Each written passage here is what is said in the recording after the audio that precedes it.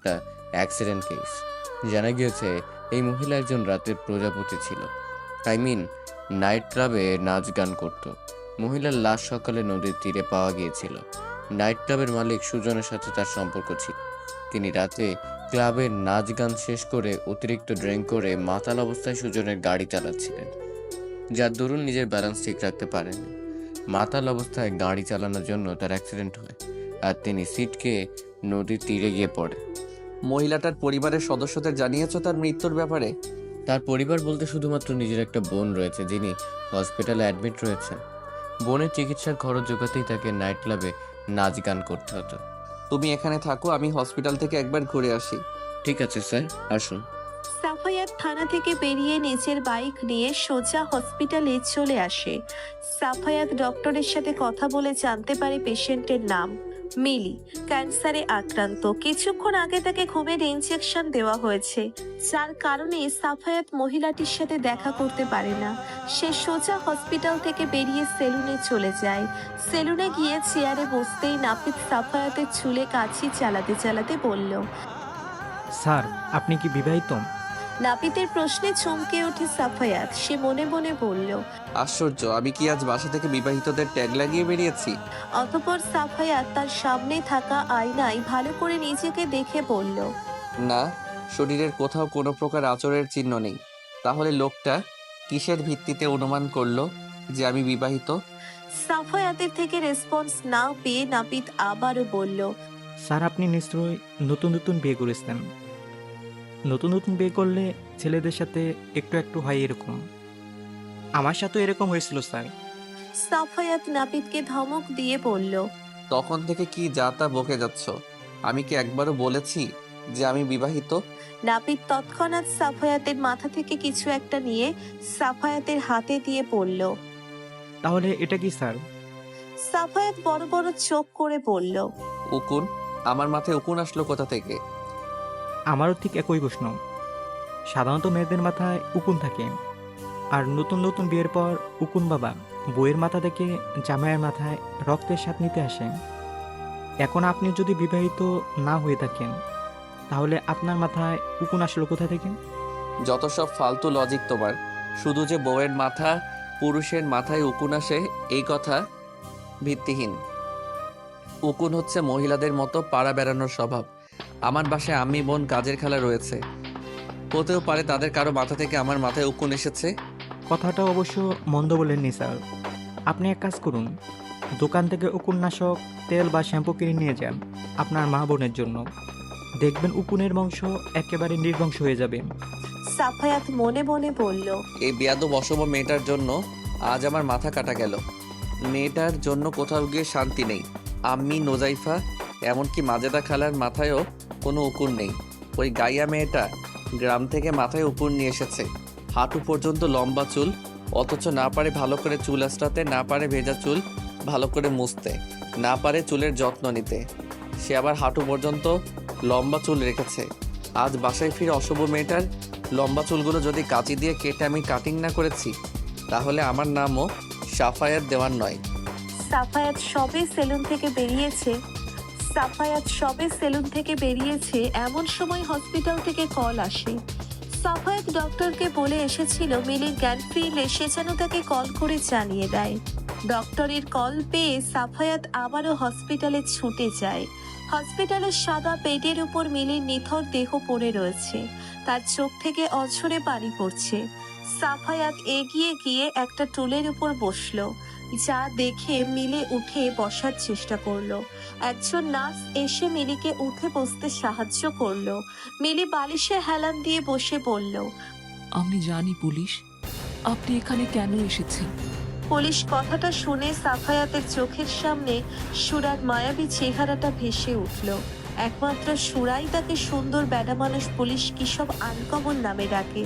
অবশ্য প্রথম প্রথম সাফায়াতের এসব নাম শুনতে খারাপ লাগলেও এখন ততটাও খারাপ লাগে না, বরং ভালো লাগে এটা ভেবে যে সে কারো কাছে ভিন্ন ভিন্ন নামের স্পেশাল একজন মানুষ। সাফায়াতের থেকে রেসপন্স না পেয়ে মিলি আবারও বলল। আমার বোন মারা গিয়েছে, এটাই বলতে এসেছেন তাই না? আমার বোন নাইট ক্লাবে নাচ গান করত, অনেক নাম করা ছিল, লোকমুখে শুনেছি আমি তার মৃত্যুর খবর। সবাই ছি করছে, বলছে সমাজ থেকে একটা নোংরা কীট দূর হয়ে গিয়েছে। বিশ্বাস করেন পুলিশ, আমার বোন স্বেচ্ছায় এই পথে আসেনি। ওরও নিজের একটা সংসার ছিল, যাকে ভালোবেসেছিল, বিশ্বাস করেছিল। সেই মানুষটা মোটা অঙ্কের টাকার বিনিময়ে ওকে রাতের প্রজাপতি বানিয়ে দিয়েছে। কিন্তু আপনি হসপিটালে একা, আপনার স্বামী, পরিবার, পরিজন। আমি যে আমার নিজের পায়ে নিজেই কুড়াল মেরেছি। স্বামী, 6 বছরের একটা পরীর মতো মেয়ে নিয়ে সুখের সংসার ছিল আমার। হঠাৎ অনলাইনে নাজমুল নামের একটা ছেলের সাথে আমার প্রেমের সম্পর্ক গড়ে ওঠে, যার কারণে আমার স্বামী মেয়ের সাথে দূরত্ব সৃষ্টি হয়। সংসারের প্রতি মায়া কমতে থাকে।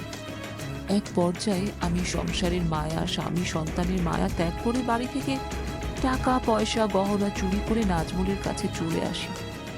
পরে জানতে পারি ও একটা বাটপার। মেয়েদের সাথে মিথ্যে প্রেমের সম্পর্কের নাম করে তাদের থেকে টাকা পয়সা হাতিয়ে নেয় তার পেশা। যখন নাজমুলের সম্পর্কে সব সত্যি জানতে পারলাম, তখন বুঝতে পারছিলাম না আমি কি করব, কোথায় যাব। স্বামীর সংসারে ফিরে যাওয়ার কোনো মুখ ছিল না আমার।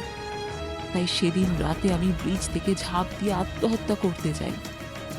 তখন রত্না নাইট ক্লাব থেকে ফিরছিল।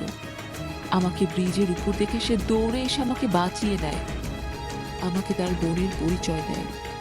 রত্না ছাড়া এই দুনিয়ায় আমার আর কেউ ছিল না। আমি অসুস্থ হবার পর থেকেও আমার সমস্ত চিকিৎসার খরচ বহন করে এসেছে। কিন্তু এখন তো আর আমার কেউ থাকলো না। আমাকে এবার বিনা চিকিৎসায় পচে মরতে হবে। আসলে আল্লাহ ছাড় দেন, কিন্তু ছেড়ে দেন না। এটা আমার পাপের শাস্তি। আমার মতো নিকৃষ্ট স্ত্রী মাকে কুকুরের ছিঁড়ে ছিঁড়েই খাওয়া উচিত। এটা আমার স্বামী সন্তান ছেড়ে আসার শাস্তি। তখন নিজের সুখের কথা চিন্তা করে আমি আমার পরিটাকে ছেড়ে চলে এসেছিলাম। যখন তার মায়ের আদর ভালোবাসা পাওয়ার কথা ছিল, তখন আমি তাকে একা ছেড়ে এসেছি। না জানি আমার পরিটা এখন কোথায় আছে, কেমন আছে।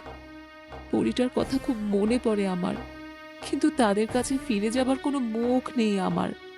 আপনি শান্ত হন প্লিজ। আপনি বিনা চিকিৎসায় মারা যাবেন না। আপনার চিকিৎসার খরচ আমি বহন করব। আপনাকে ভালো হসপিটালে ভর্তি করাবো। আপনি আমার সাথে আমার বাড়িতে থাকবেন, আমার পরিবারের সাথে থাকবেন। আমি যে পাপী, সারা শরীরে আমার পাপের গন্ধ। একটা পাপীকে তোমাদের বাসায় আশ্রয় দিবে বাবা? মানুষ মাত্রই ভুল করে, আমাদের উচিত তাদেরকে সুযোগ দেওয়া।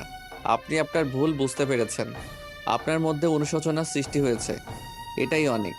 আমি ডক্টরের সাথে কথা বলে আপনাকে ভালো হসপিটালে ভর্তি করার ব্যবস্থা করব।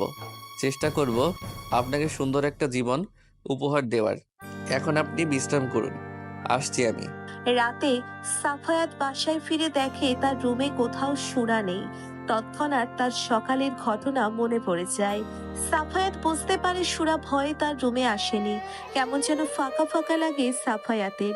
সে ফ্রেশ হয়ে নিচে গিয়ে দেখে নাজমা দেওয়ান আর নোসাইফা কিচেনে রান্না করছে। সাফায়াত এগিয়ে গিয়ে নাজমা দেওয়ানকে পেছন থেকে জড়িয়ে ধরে বলল। কি রান্না করেছেন আম্মি? সাফায়াতের এহেন কাছে নাজমা দেওয়ান বিরক্ত হয়ে সাফায়াতকে ছাড়িয়ে দিয়ে বলল। তোর স্বভাব কখনো পরিবর্তন হবে না সাফি। যে বয়সে বউকে জড়িয়ে ধরবি সেই বয়সে এসে এখনো আম্মিকে বিরক্ত করিস। আমি অন্য মায়েদের মতো না যে বিয়ের পরেও ছেলেকে আমার আঁচলে বেঁধে রাখবো। মেয়েটা দেখ আমার রুমে আছে, যা গিয়ে তাকে জড়িয়ে ধরে বিরক্ত কর। আমাকে এবার অন্তত রেহাই দে সাফি। সাফায়াত মাথা চুলকে কিচেন থেকে নাজমা দেওয়ানের রুমে গিয়ে সুরাকে দেখে তার পা থমকে যায়, হার্টবিট বেড়ে যায় সাফায়াতের। সুরা লাল কালারের একটি কুর্তি পরে আয়নার সামনে দাঁড়িয়ে এক হাতে তার লম্বা চুলগুলো আঁচড়ানোর চেষ্টা করছে। সাফায়াতের এক মুহূর্তের জন্য মনে হলো যেন তার সামনে কোনো সদ্য ফোটা লাল গোলাপ দাঁড়িয়ে রয়েছে, যার সুবাস পুরো রুমে ছড়িয়ে পড়েছে। সাফায়াত এক পা করে সুরার দিকে এগিয়ে গিয়ে তার হাত থেকে চিরুনি নিয়ে সুরার লম্বা চুলগুলো আঁচড়ে দিতে থাকে। সে ভুলে যায় সুরার চুল কেটে আর্মি ছাট করে দেওয়ার কথা। চুমু খাবে মেয়ে? না। তাহলে এত মোচড়ামুচড়ি করছো কেন? দেখছো তো আমি তোমার উপকার করছি, তোমার চুলগুলো আঁচড়ে দিচ্ছি। আমার শ্বশুরই লাগছে সুন্দর বেডা মানুষ। আপনার উপকারের কোনো দরকার নেই আমার। আমি আমার নিজের চুল নিজে আঁচড়ে নিতে পারবো। সকালের ঘটনা মনে আছে তো তোমার? তুমি যদি ঠিকভাবে আমাকে আমার কাজ করতে না দাও তাহলে কিন্তু আমি তোমাকে চুমু খাবো, আর সেটা কাঁধে বা গলায় নয়, সোজা তোমার ঠোঁটে। সুরা তৎক্ষণাৎ সাফায়াতের থেকে নিজেকে ছাড়িয়ে নিয়ে বলল, হাই আল্লাহ, তাহলে আমি কি পোয়াতি হয়ে যাবো? সুরার এমন বোকা কথা শুনে কাশি উঠে যায় সাফায়াতের। সে নিজেকে সামলে নিয়ে বলল, চুমু খেলে কেউ প্রেগনেন্ট হয়ে যায় না গাধা। আপনি বলবেন আর আমি বিশ্বাস করব? মোটেও না। আমি তো সিনেমায় দেখেছি নায়ক জসিম আর নায়িকা শাবানা রাতে চুমু খেত, আর সকালেই শাবানা গল গল করে বমি করে ভাসিয়ে দিয়ে মাথা ঘুরে ঠাস করে নিচে পড়ে থাকতো। তারপর ডাক্তার এসে বলতো আপনি মা হতে চলেছেন। সাফায়াত সুরার লম্বা চুলগুলো হাতে পেঁচিয়ে ধরে বলল, দেখো মেয়ে, এমনিতেই আমার মাথা গরম হয়ে আছে। তুমি এসব ফালতু কথা বলে আমার মাথা আরো গরম করে দিও না। তোমার জন্য নাপিতের সামনে মাথা কাটা গেছে আমার। এখন যদি আর একটা বাজে কথা বলো, আমি তোমার লম্বা চুলগুলো কেটে আমি সাট করে দিব। আমার চুল কাটবেন না দয়া করে, আমি আপনার সব কথা শুনবো। এই তো গুড গার্ল। অতঃপর সাফায়াত সুরাকে একটা চেয়ারের উপর বসিয়ে একটা প্যাকেট খুলে নাশক তেল বের করে একটা ছোট বাটিতে ঢেলে নিয়ে সুরার চুলে তেল দিয়ে সুন্দর করে মাসাজ করে দিল। ব্যাপারটা বেশ ভালো লাগলো সুরার। আবেশে তার চোখ বন্ধ হয়ে এলো। তার বাবার সাথে কাটানো দিনগুলো মনে পড়ে গেল। তার বাবাও ঠিক এইভাবে সুরার মাথায় তেল দিয়ে মাসাজ করে দিত। পুরনো কথা মনে পড়তেই নোরার চোখ থেকে 2 ফোঁটা পানি গড়িয়ে পড়ল। সে সাফায়াতের আড়ালে চোখের পানি মুছে ফিসফিস করে বলল, আপনি এত ভালো কেন পুলিশ? কথাটা কর্ণপাত হলো না সাফায়াতের। সে সোরার চুলে তেল দিয়ে চুল আঁচড়ে দেওয়ার সময় তার চুলে উকুন ভেসে উঠল। সাফায়াত সুরার মাথা থেকে উকুন তুলে সুরার হাতে দেওয়ার সময় সফিকুল দেওয়ান রুমে প্রবেশ করে। তিনি এই দৃশ্য দেখে বলল, ছি সাবি, এটা তোর মতো একজন পুলিশ অফিসারের কাম্য নয়। তুই এই গাইয়া মেয়ের মাথা থেকে উপর বেঁচে দেখছিস? হ্যাঁ, তুই যে আমার ছেলে ভাবতেই আমার লজ্জা লাগছে। মেরুদণ্ডহীন পুরুষ মানুষ তুই। এমনিতে আমি টেনশনে আছি তোর বিয়ের ব্যাপারটা নিয়ে, লোকজন না জেনে যায় এই ব্যাপারে। কিন্তু তোর তো দেখছি কোনো মাথা ব্যথাই নেই। তুই গাইয়া মেয়েটার সাথে এক ঘরে এক বিছানে থাকছিস, তার সেবা যত্ন করছিস, এখন তো আবার তার মাথার উকিলও বেঁচে দিচ্ছিস। বাহ, এই তুই একজন পুলিশ অফিসার। আপনি বারবার পুলিশ অফিসার তুলে প্রশ্ন কেন করছেন বাবা? পুলিশ অফিসার আমি বাসার বাইরে, কিন্তু বাসায় আমি একজন সাধারণ মানুষ, আর মানুষ হয়ে অন্য একজন মানুষের সেবা করাও একটা ডিউটির মধ্যে পড়ে। তুই আমাকে জ্ঞান দিচ্ছিস শাফি? এই গায়ামের জন্য তুই আমার মুখে মুখে তর্ক করছিস? তুই আর তোর মধ্যে নেই শাফি। আমার কি মনে হয় জানিস, মেয়েটা তোকে কালো জাদু করেছে। আমি আপনাকে আগেও বলেছি বাবা, আর এখনো বলছি, মেয়েটা আমার দায়িত্ব। আমি শুধু আমার দায়িত্ব পালন করেছি। আপনার মতো আমিও তাকে আমার স্ত্রী হিসেবে মেনে নিইনি, আর না নিতে পারবো। দেখ শাফি, তোর বয়সটা আমি এবার করে এসেছি। কোনটা দায়িত্ব কোনটা ভালোবাসা সেটা তোর থেকে আমাকে শিখতে হবে না শাফি। সফিকুল দেওয়ানের চিৎকার চেঁচামেচি শুনে নাজমা দেওয়ান কিচেন থেকে হাত মুছতে মুছতে উপরে এসে বলল, কি হয়েছে? চিৎকার চেঁচামেচি করছো কেন? মনে হচ্ছে বাসায় যেন ডাকাত পড়েছে। চিৎকার চেঁচামেচির আওয়াজ যতক্ষণ শুনতে পেয়েছো ততক্ষণ নিশ্চয়ই এটাও শুনতে পেয়েছো কেন চিৎকার চেঁচামেচি করছি। হ্যাঁ, শুনতে পেয়েছি, দেখে এসেছি। সাফি ভুল তো কিছু করেনি। সাফি আর যাই হোক, তোমার মতো অমানুষ নয়। তুমি কোনোদিন আমাকে বুঝেছো বলো?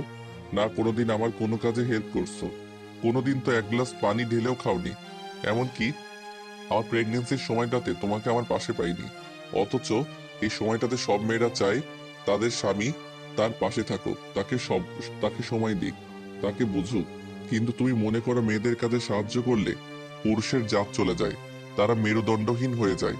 অথচ স্ত্রীর কাজে সাহায্য করা, তাদের সাথে খুনসুটিতে মেতে থাকা, হাসি ঠাট্টা করা সুন্নত।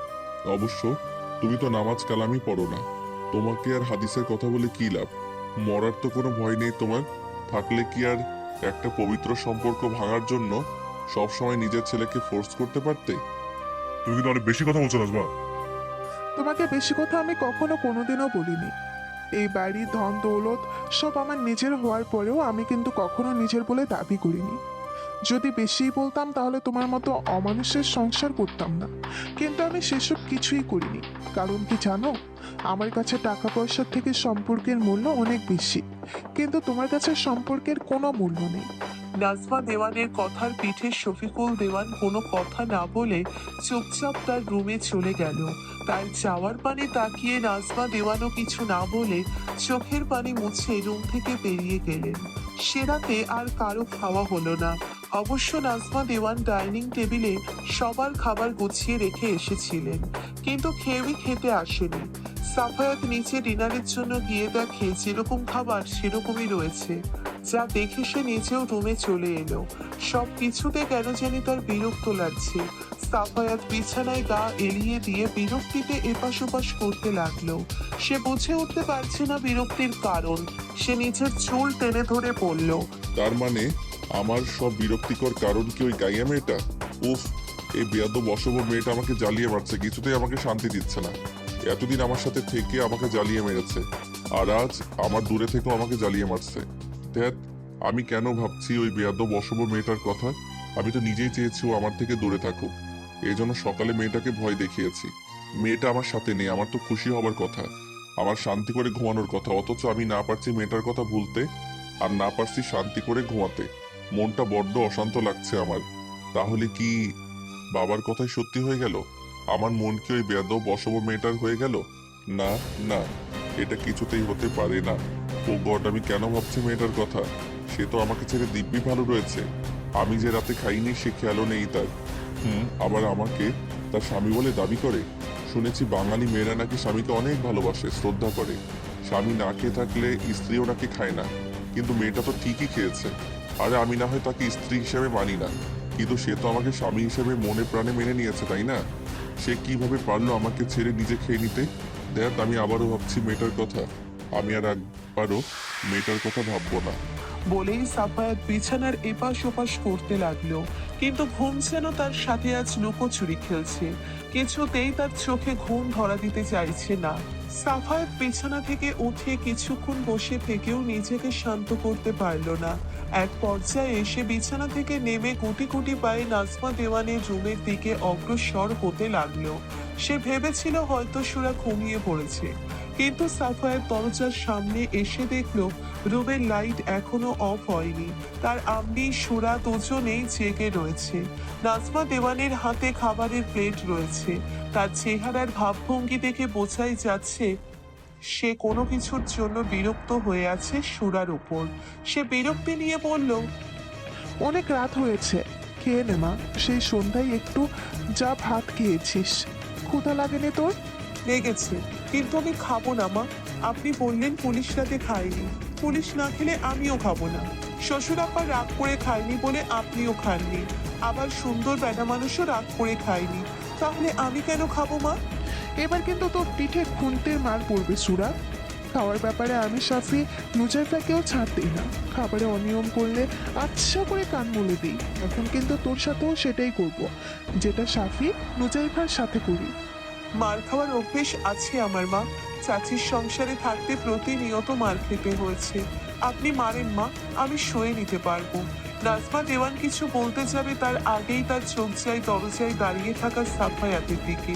তিনি সাফায়াতকে এই সময় তার রুমে দেখে কিছুটা অবাক হয়ে জিজ্ঞেস করলো, তুই এত রাতে আমার রুমে? সাফায়াত কি বলবে বুঝতে না পেরে মাথা চুলকে আমতা আমতা করে বলল, আম্মি, আসলে হয়েছে কি? হ্যাঁ বল, কি হয়েছে? আসলে আমি আমার নীল রঙের একটা ফাইল খুঁজে পাচ্ছি না। তোর ফাইল তো আলমারিতে থাকে, আমার রুমে কিভাবে আসবে? ফাইলের নিশ্চয়ই হাত পা গজিয়ে যায়নি যে তারা হেঁটে হেঁটে আমার রুমে চলে আসবে। আমার রুমে তোর কোনো ফাইল টাইল নেই, যা ভাগ এখান থেকে। থাকতেও তো পারে আম্মি।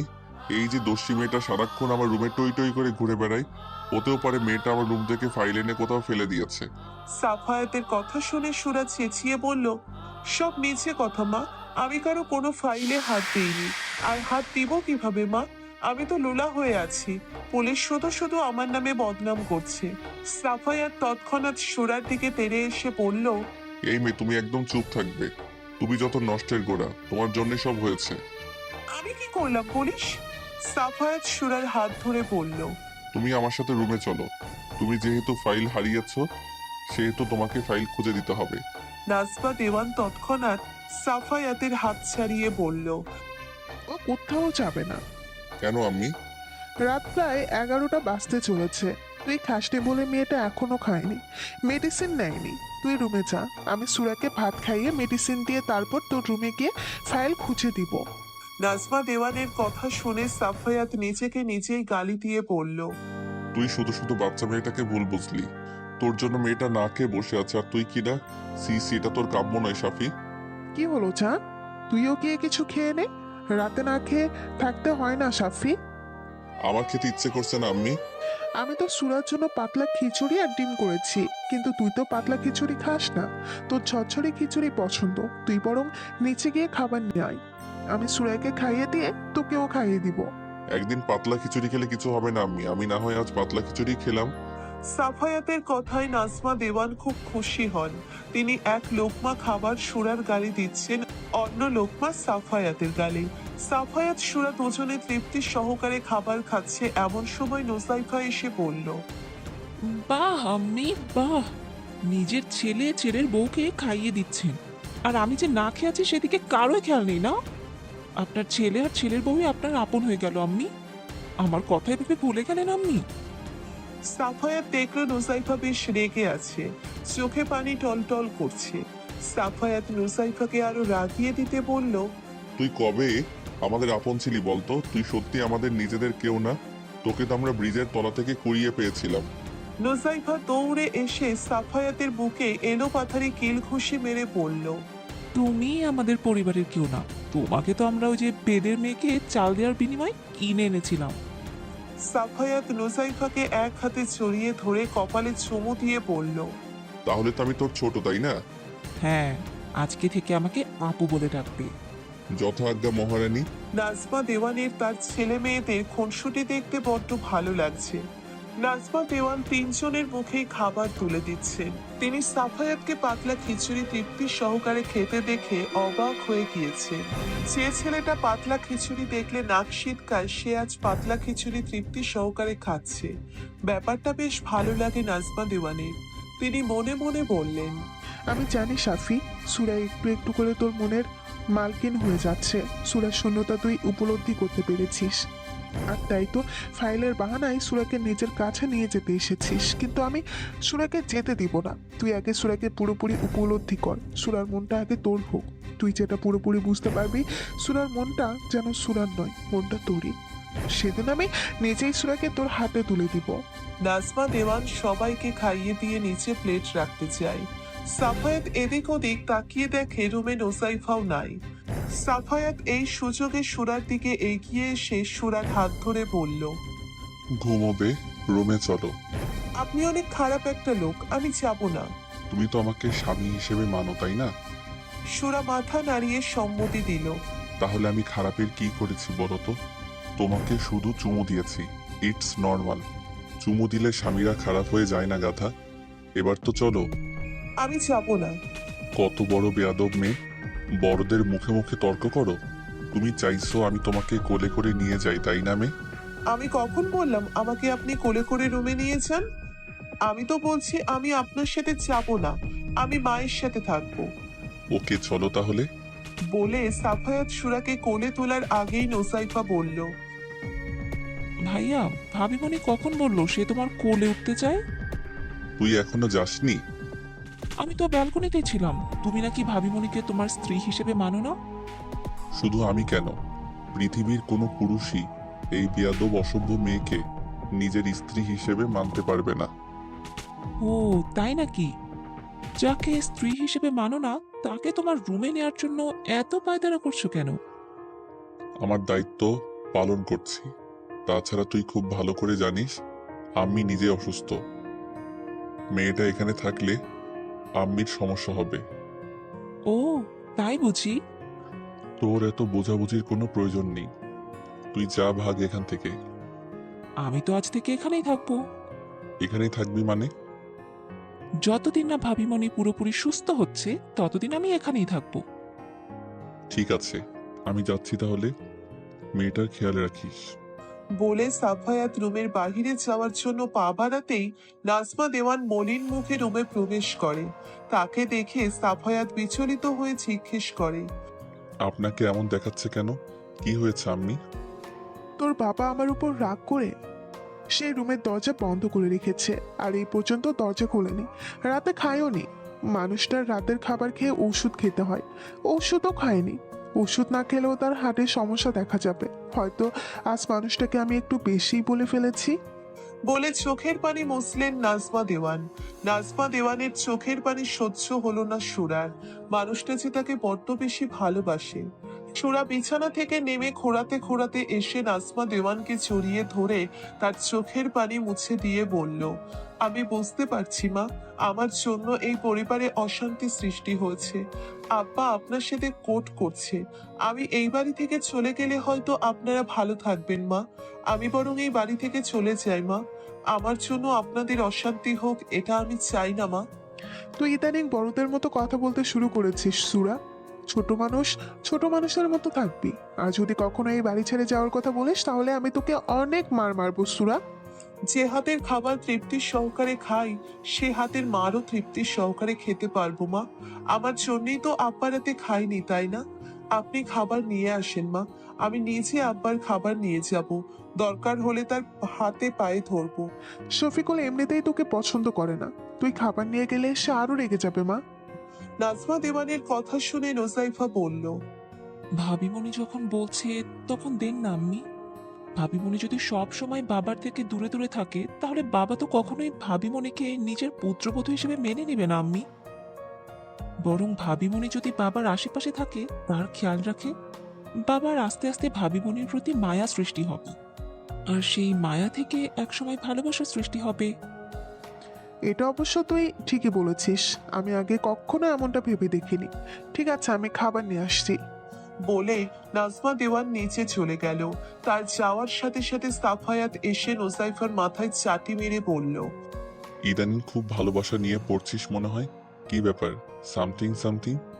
তেমন কিছু না ভাইয়া, পুলিশের বোন দেখে কেউ কোনোদিন কথা বলার সাহসই পায় না। তোমার কাছে লুকানোর কোনো কিছু নেই ভাইয়া। আমার একটা ছেলেকে ভালো লাগে, যদিও তার আমাকে ভালো লাগে কিনা এটা আমি জানি না। কে সেই ছেলে? সময় হলে জানাবো ভাইয়া। ঠিক আছে। এরই মধ্যে নাজমা দেওয়ান রুমে খাবার নিয়ে প্রবেশ করে। সুরা এক হাতে খাবার নিয়ে শফিকুল দেওয়ানের রুমে এসে দরজায় নক করে, কিন্তু ভেতর থেকে শফিকুল দেওয়ানের কোনো সাড়া শব্দ পাওয়া যায় না দেখে সুরা আবারও দরজায় নক করে।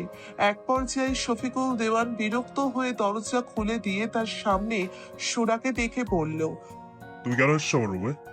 আমাদের পরিবারের সদস্যদের মধ্যে অশান্তি সৃষ্টি করে তোমার শখ মেটেনি? আপনি ভুল ভাবছেন আব্বা, আমি আপনার জন্য খাবার নিয়ে এসেছি।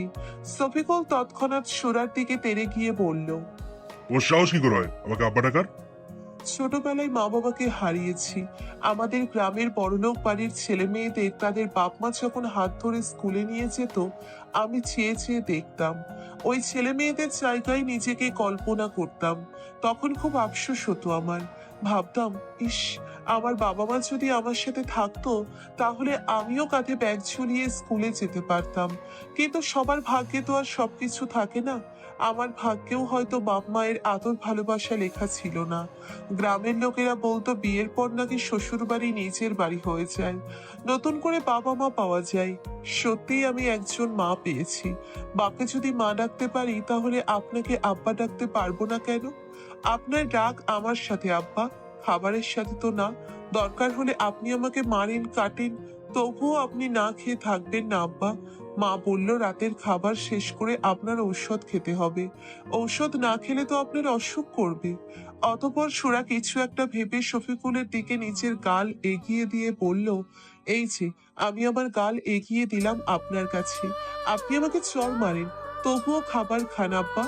সুরার এহেন কথাবার্তায় সাফায়াত সহ সবাই অবাক হয়ে যায়। তাদের ধারণার বাইরে ছিল যে সুরা এমনটা করতে বা বলতে পারবে। কিন্তু সুরার কথায় সবার মন গললেও পাষাণ শফিকুল দেওয়ানের মন গলে না। তিনি সুরার হাত থেকে খাবারের প্লেট নিয়ে ছুঁড়ে মারল ফ্লোরে। মুহূর্তের মধ্যে প্লেটে থাকা খাবার ছড়িয়ে ছিটিয়ে পড়ল রুমের চারিদিকে। সময় বহমান, সময় তার আপন গতিতে বইতে থাকে। নদীর স্রোত যেমন কারোর জন্য অপেক্ষা করে না, তেমনি সময়ও কারোর জন্য অপেক্ষা করে না। আমাদের প্রত্যেকের কাছে সময় খুবই মূল্যবান ও গুরুত্বপূর্ণ। সময় হচ্ছে এমন একটা সম্পদ যা মহান আল্লাহ তাআলা সবাইকে দিয়েছেন।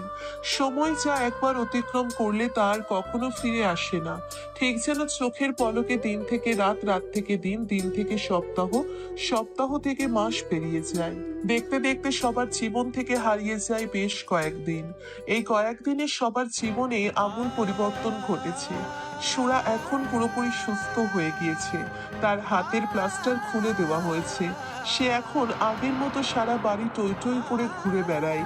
সবাই তাকে আপন করে নিয়েছে, শুধুমাত্র শফিকুল দেওয়ান ছাড়া। তিনি সুরাকে দুচোখে সহ্য করতে পারেন না।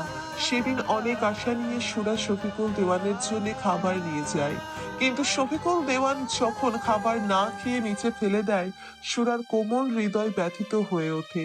সুরা আর কখনো তার মুখোমুখি হয়নি, যথাসম্ভব তাকে এড়িয়ে চলার চেষ্টা করেছে।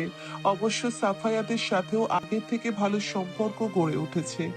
সাফায়াত রোজ থানা থেকে ফিরে সুরাকে খাইয়ে দেওয়া, চুলে তেল দেওয়া, চুল আঁচড়ে বেনি করে দেওয়া, সবটা করেছে, যেটা চোখ এড়িয়ে যায়নি নাজমা দেওয়ানের। নাজমা দেওয়ান এতদিন সুরাকে সাফায়াতে ডুবে যেতে দেয়নি। অবশ্য সাফায়াত জোর করেনি, কিন্তু সে নিজে ঠিকই ছটফট করেছে। তার বিধ্বস্ত চেহারা দেখে নাজমা দেওয়ান স্পষ্ট বুঝতে পেরেছে তার ছেলে বউকে ছাড়া ভালো নেই। তিনি ঠিক করেছেন আজ থেকে সুরাকে সাফায়াতে ডুমে শিফট করবে। অনেক হয়েছে পরীক্ষা, তিনি তার ছেলের কষ্ট সহ্য করতে পারবেন না। সাফায়াত সবে শাওয়ার নিয়ে ওয়াশরুম থেকে বের হয়েছে, এমন সময় সুরা গুটি গুটি পায়ে তার রুমে প্রবেশ করে। সাফায়াত সুরার দিকে লক্ষ্য করে দেখে সে একটা তাঁতের থ্রি পিস পরেছে। লম্বা ভেজা চুলগুলো ছেড়ে দিয়েছে, যা থেকে টুপটাপ করে পানি পড়ে ফ্লোর ভিজে গিয়েছে। সাফায়াত কিছুদিন আগে কাজের জন্য সিলেট গিয়েছিল। সেখান থেকে সুরা আর নোসাইফার জন্য নিজে পছন্দ করে দুইটা তাঁতের থ্রি পিস নিয়ে আসে। সাফায়াত ভাবতে পারেনি থ্রি পিসটা এত ভালো মানাবে সুরার গায়ে। মেয়েটার শাড়ি, থ্রি পিস, কুর্তি যাই পড়ুক না কেন, সবটাতেই সুন্দর লাগে তাকে।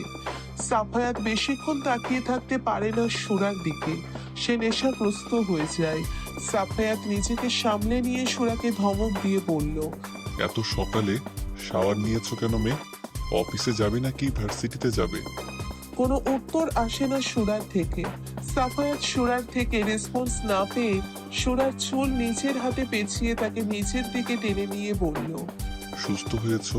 একদিনও হয়নি, এর মধ্যে আবার চাইছো চুলের পানি গায়ে বসিয়ে ঠান্ডা লাগিয়ে জ্বর বাঁধাতে?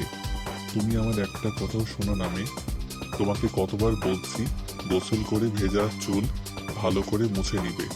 আমি জানি আপনি প্রথমে আমাকে বকা দেবেন, তারপর ঠিকই নিজে আমার ভেজা চুল মুছে দিবেন। তাই তো আমি আর কষ্ট করে চুল মুছতে চাই না, বলেই দাঁত দিয়ে চিপ কাটে সুরা। ও তাহলে এই ব্যাপার? আমাকে জ্বালানোর নতুন ফোন দিয়ে এঁটেছো তাহলে?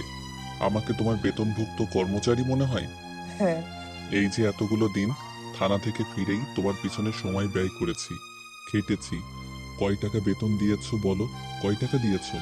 সাফায়াতের কথা শুনে সুরা কোনো উত্তর না দিয়ে সাফায়াতের পায়ের উপর পা দিয়ে দাঁড়িয়ে উঁচু হয়ে সাফায়াতের গলা ছড়িয়ে ধরে সোজা সাফায়াতের অধরে নিচের অধর মিলিয়ে দেয়। ঘটনার আকস্মিকতায় হতভম্ব হয়ে যায় সাফায়াত। সাফায়াত তৎক্ষণাৎ সুরার থেকে নিজেকে ছাড়িয়ে নেয়। তার ঠোঁটে এখনো ভেজা ভেজা ভাব রয়েছে। সুরা এমনটা করবে সাফায়াতের ধারণার বাইরে ছিল, অথচ সুরা স্বাভাবিকভাবেই রয়েছে, যেন কিছুই হয়নি। সাফায়াত অনেকটা রেগে গিয়ে সুরার দুই বাহু ধরে বলল, এটা কি করলে তুমি? তোমার সাহস হলো কি করে এমনটা করার? কে বলেছে তোমাকে এমনটা করতে? আম্মি?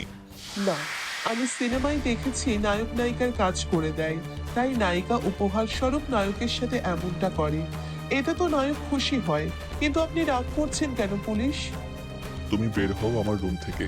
তোমাকে যেন আমার রুমের আশেপাশের কখনো না দেখি, বেয়াদব অসভ্য মেয়ে। আর শোনো, আজ থেকে তোমার সিনেমা দেখা বন্ধ।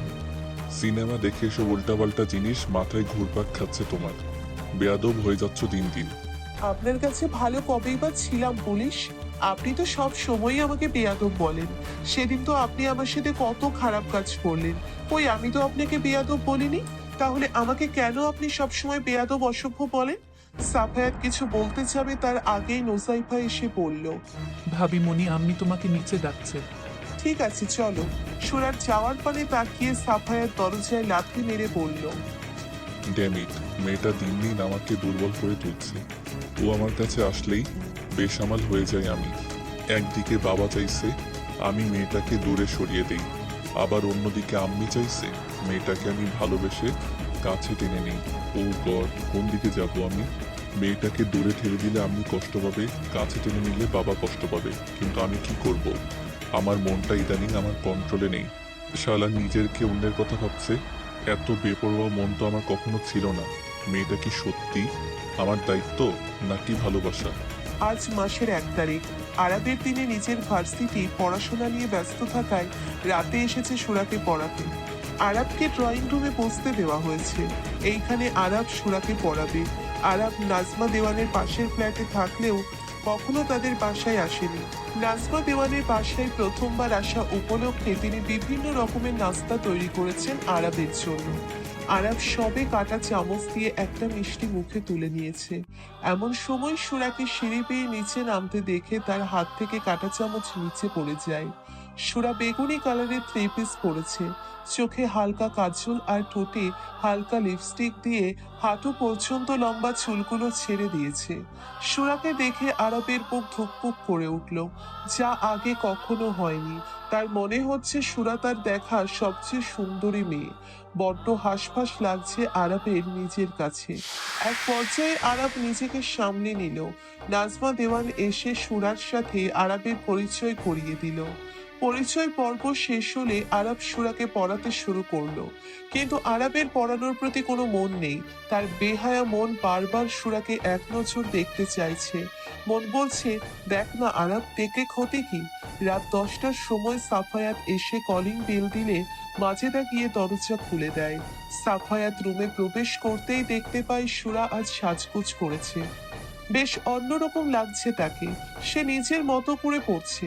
তাদের থেকে একটু দূরে নোজাইফা বসে এক ধ্যানে আরবের দিকে তাকিয়ে রয়েছে, আর আরব একরাশ মুগ্ধতা নিয়ে তাকিয়ে রয়েছে সুরার দিকে, যা দেখে হাত মুষ্টিবদ্ধ হয়ে আসে সাফায়াতের। সাফায়াত আরবের দিকে এগিয়ে আসে। তাকে দেখে আরব সালাম দিয়ে হ্যান্ডশেক করে জিজ্ঞেস করে, কেমন আছেন ভাইয়া? আরব ছেলেটাকে পার্সোনালি ভালোই লাগে সাফায়াতের। ছেলেটা দেখতে যেমন মাশাআল্লাহ তেমনি অনেক ব্রিলিয়ান্ট, আবার ব্যবহারও খুব মিষ্টি। ভার্সিটিতে পড়াশোনা করে, অথচ এ পর্যন্ত ছেলেটার নামে কোনো প্রকার বাজে কথা শোনা যায়নি। তার না আছে কোনো বাজে সঙ্গ, আর না আছে কোনো বাজে নেশা।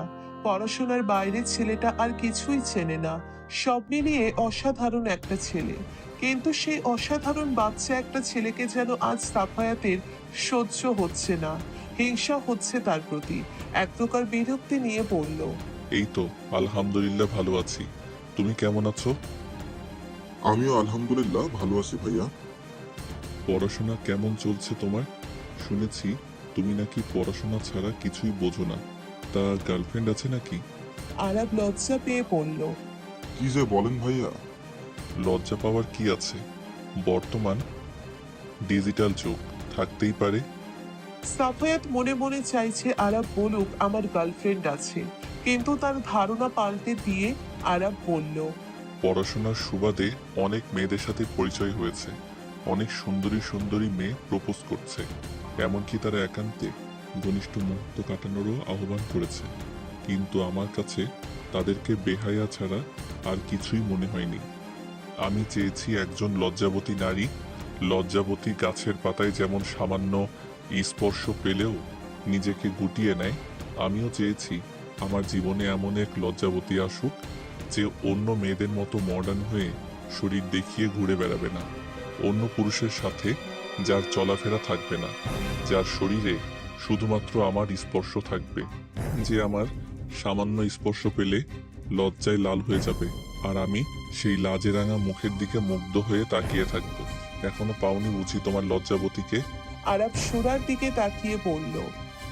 পাইনি, তবে খুব শীঘ্রই পেয়ে যাব। সাফায়াত ব্যাপারটা লক্ষ্য করলো। সে প্রসঙ্গ এড়িয়ে যেতে বলল, এবার তো তোমার ফাইনাল ইয়ার, তাই না? পরীক্ষা কবে? হ্যাঁ ভাইয়া, পরীক্ষার কথা শিওর বলতে পারছি না। নির্বাচনের আগেও হতে পারে, আবার পরেও হতে পারে। গ্র্যাজুয়েশন শেষ করে পরবর্তী প্ল্যান কি? বিসিএস দেওয়ার ইচ্ছা আছে ভাইয়া। মন দিয়ে পড়াশোনা করো। All the best. অতঃপর সাফায়াত সুরার দিকে তাকিয়ে বলল, আমার রুমে আসো তো। আমি তো পড়ছি পুলিশ। আজকের মতো আর পড়া লাগবে না, একদিন পরে বিসিএস ক্যাডার হয়ে যাবে নাকি? আরাব লক্ষ্য করে সাফায়াত কেমন রেগে রেগে কথা বলছে। এক পর্যায়ে আরাব বলল, সুরা, ভাইয়া কি বলে শুনে এসো, সমস্যা নেই, আমি অপেক্ষা করছি। আরাবের কথা শুনে সাফায়াত বলল, তোমার কিছুদিন পর ফাইনাল পরীক্ষা, তুমি বরং আর চলে যাও, আমি বাকিটা ওকে দেখিয়ে দিব। না না ভাইয়া, এটা আমার ডিউটি। আমি আন্টিকে কথা দিয়েছি, সুরাকে আমার সবটুকু দিয়ে শেখাবো। তুমি যাও সুরা, আমি অপেক্ষা করছি। সাফায়াত কিছু বলতে যাবে তার আগেই নোসাইফা বই খাতা নিয়ে এসে বলল, আরাব ভাইয়া, সুরা যতক্ষণ পর্যন্ত না আসে আপনি বরং আমাকেই ম্যাথটা বুঝিয়ে দিন। ঠিক আছে, বসো। সাফায়াত রুমে এসে দরজায় লাথি মেরে বলল, এসব কি হচ্ছে আমার সাথে? মেয়েটাকে তো আমি আমার স্ত্রী হিসেবে মানি না, তবু কেন মেয়েটার প্রতি আরবের দুর্বলতা আমার হৃদয়ে ব্যথার সৃষ্টি করছে? কেন আমার ইচ্ছেগুলো অবাধ্য হয়ে উঠছে? কেন দিন দিন আমি লাগামহীন ঘোড়ার মতো বেসামাল হয়ে উঠছি? আমি কি দিন দিন ছোট হয়ে যাচ্ছি? একটা বাচ্চা ছেলের সাথে আজ কেমন অমানুষের মতো আচরণ করলাম আমি, তবুও রাগ কমছে না। মনে হচ্ছে ছেলেটাকে 2-4 ঘা দিতে পারলে শান্তি লাগতো। এই সব কিছু হয়েছে ওই বেয়াদব অশুভ মেয়েটার জন্য। মেয়েটা আমাকে দুদণ্ড শান্তিতে থাকতে দিচ্ছে না। সাফায়াত এসির মধ্যেও ঘেমে একাকার হয়ে গেছে। সে নিজের গায়ের শার্ট গেঞ্জি খুলে নিচে ছুঁড়ে ফেলে দিল। আর তখনই সুরার রুমে প্রবেশ করলো। সাফায়াতকে এই অবস্থায় দেখে যেন সুরার সারা শরীরে অদ্ভুত এক নাম না জানা শিহরণ বয়ে গেল, যার সাথে সুরার পূর্ব পরিচয় নেই। অদ্ভুত এক ভালো লাগায় চেকে বসে সারা শরীরে। সুরা লজ্জায় 2 হাতে নিজের মুখ ঢেকে নিল। সুরাকে দেখা মাত্রই সাফায়াত থেকে টেনে রুমের মধ্যে নিয়ে এসে দরজা বন্ধ করে দিয়ে সুরাকে দেওয়ালের সাথে চেপে ধরে পড়ল, এত সাজগোজ করেছো কেন? নায়িকা সাজার শখ জেগেছে বুঝি? নাকি এইভাবে সাজগোজ করে পরপুরুষকে নিজের প্রতি আকর্ষিত করতে চাইছো? সাফায়াতের কথায় সুরার কোমল হৃদয় ব্যথিত হলো। সে মনে মনে নিজেকে ধিক্কার দিয়ে বলল, ছি ছি, পুলিশ আমাকে এত খারাপ মেয়ে মনে করে? আমি তো আরাব ভাইয়ার দিকে এক নজর তাকিয়েও দেখিনি সে দেখতে কেমন, অথচ পুলিশ কি না কি ভাবছে। সুরার থেকে রেসপন্স না পেয়ে সাফায়াত সুরার বাহু জোরে চেপে ধরে বলল, আমি কি বলছি কথা কানে যাচ্ছে না তোমার? আমি তো সাজতে চাইনি সুন্দর বেটা মানুষ, মা জোর করে সাজাই দিচ্ছে, বলছে আরাব ভাইয়ের সামনে পরিপাটি হয়ে যেতে। সাফায়াত সুরার হাত ছেড়ে দিয়ে নিচের পকেট থেকে রুমাল বের করে সুরার গাল চেপে ধরে ঠোঁটের লিপস্টিক মুছে দেয়। চোখের কাজল এলোমেলো করে দিয়ে সুরার গা থেকে ওড়না ফ্লোরে ফেলে দিয়ে বলল, যে ওড়না পরপুরুষের সামনে মাথায় থাকে না, সেই ওড়না গায়ে রাখার কি দরকার? আবার নিজের লম্বা চুলগুলো ছেড়ে সবাইকে দেখিয়ে বেড়াচ্ছ তোমার চুল কত সুন্দর, কত লম্বা, তাই না? তোমার এই চুল এক্ষুনি এই মুহূর্তে আমি কেটে আমি সার্ট দিয়ে দিব, তারপর দেখবো তোমার নায়িকা সাজা আসে কোথা থেকে, কিভাবে ছেলেদের চুল দেখিয়ে বেড়াও। সাফায়াত এত জোরে সুরার গাল চেপে ধরেছে যে ব্যথায় সুরার চোখ থেকে পানি গড়িয়ে পড়ে, কিন্তু সে সাফায়াতের থেকে নিজেকে ছাড়ানোর কোনো চেষ্টাই করে না, বরং প্রিয় মানুষটার সান্নিধ্য পেয়ে তার ভালো লাগে। তার দেওয়া যন্ত্রণায় সুরার সুখ সুখ অনুভব হয়, তার হার্টবিট বেড়ে যায়, মনের মধ্যে হাজারো সুখের প্রজাপতি উঠতে থাকে।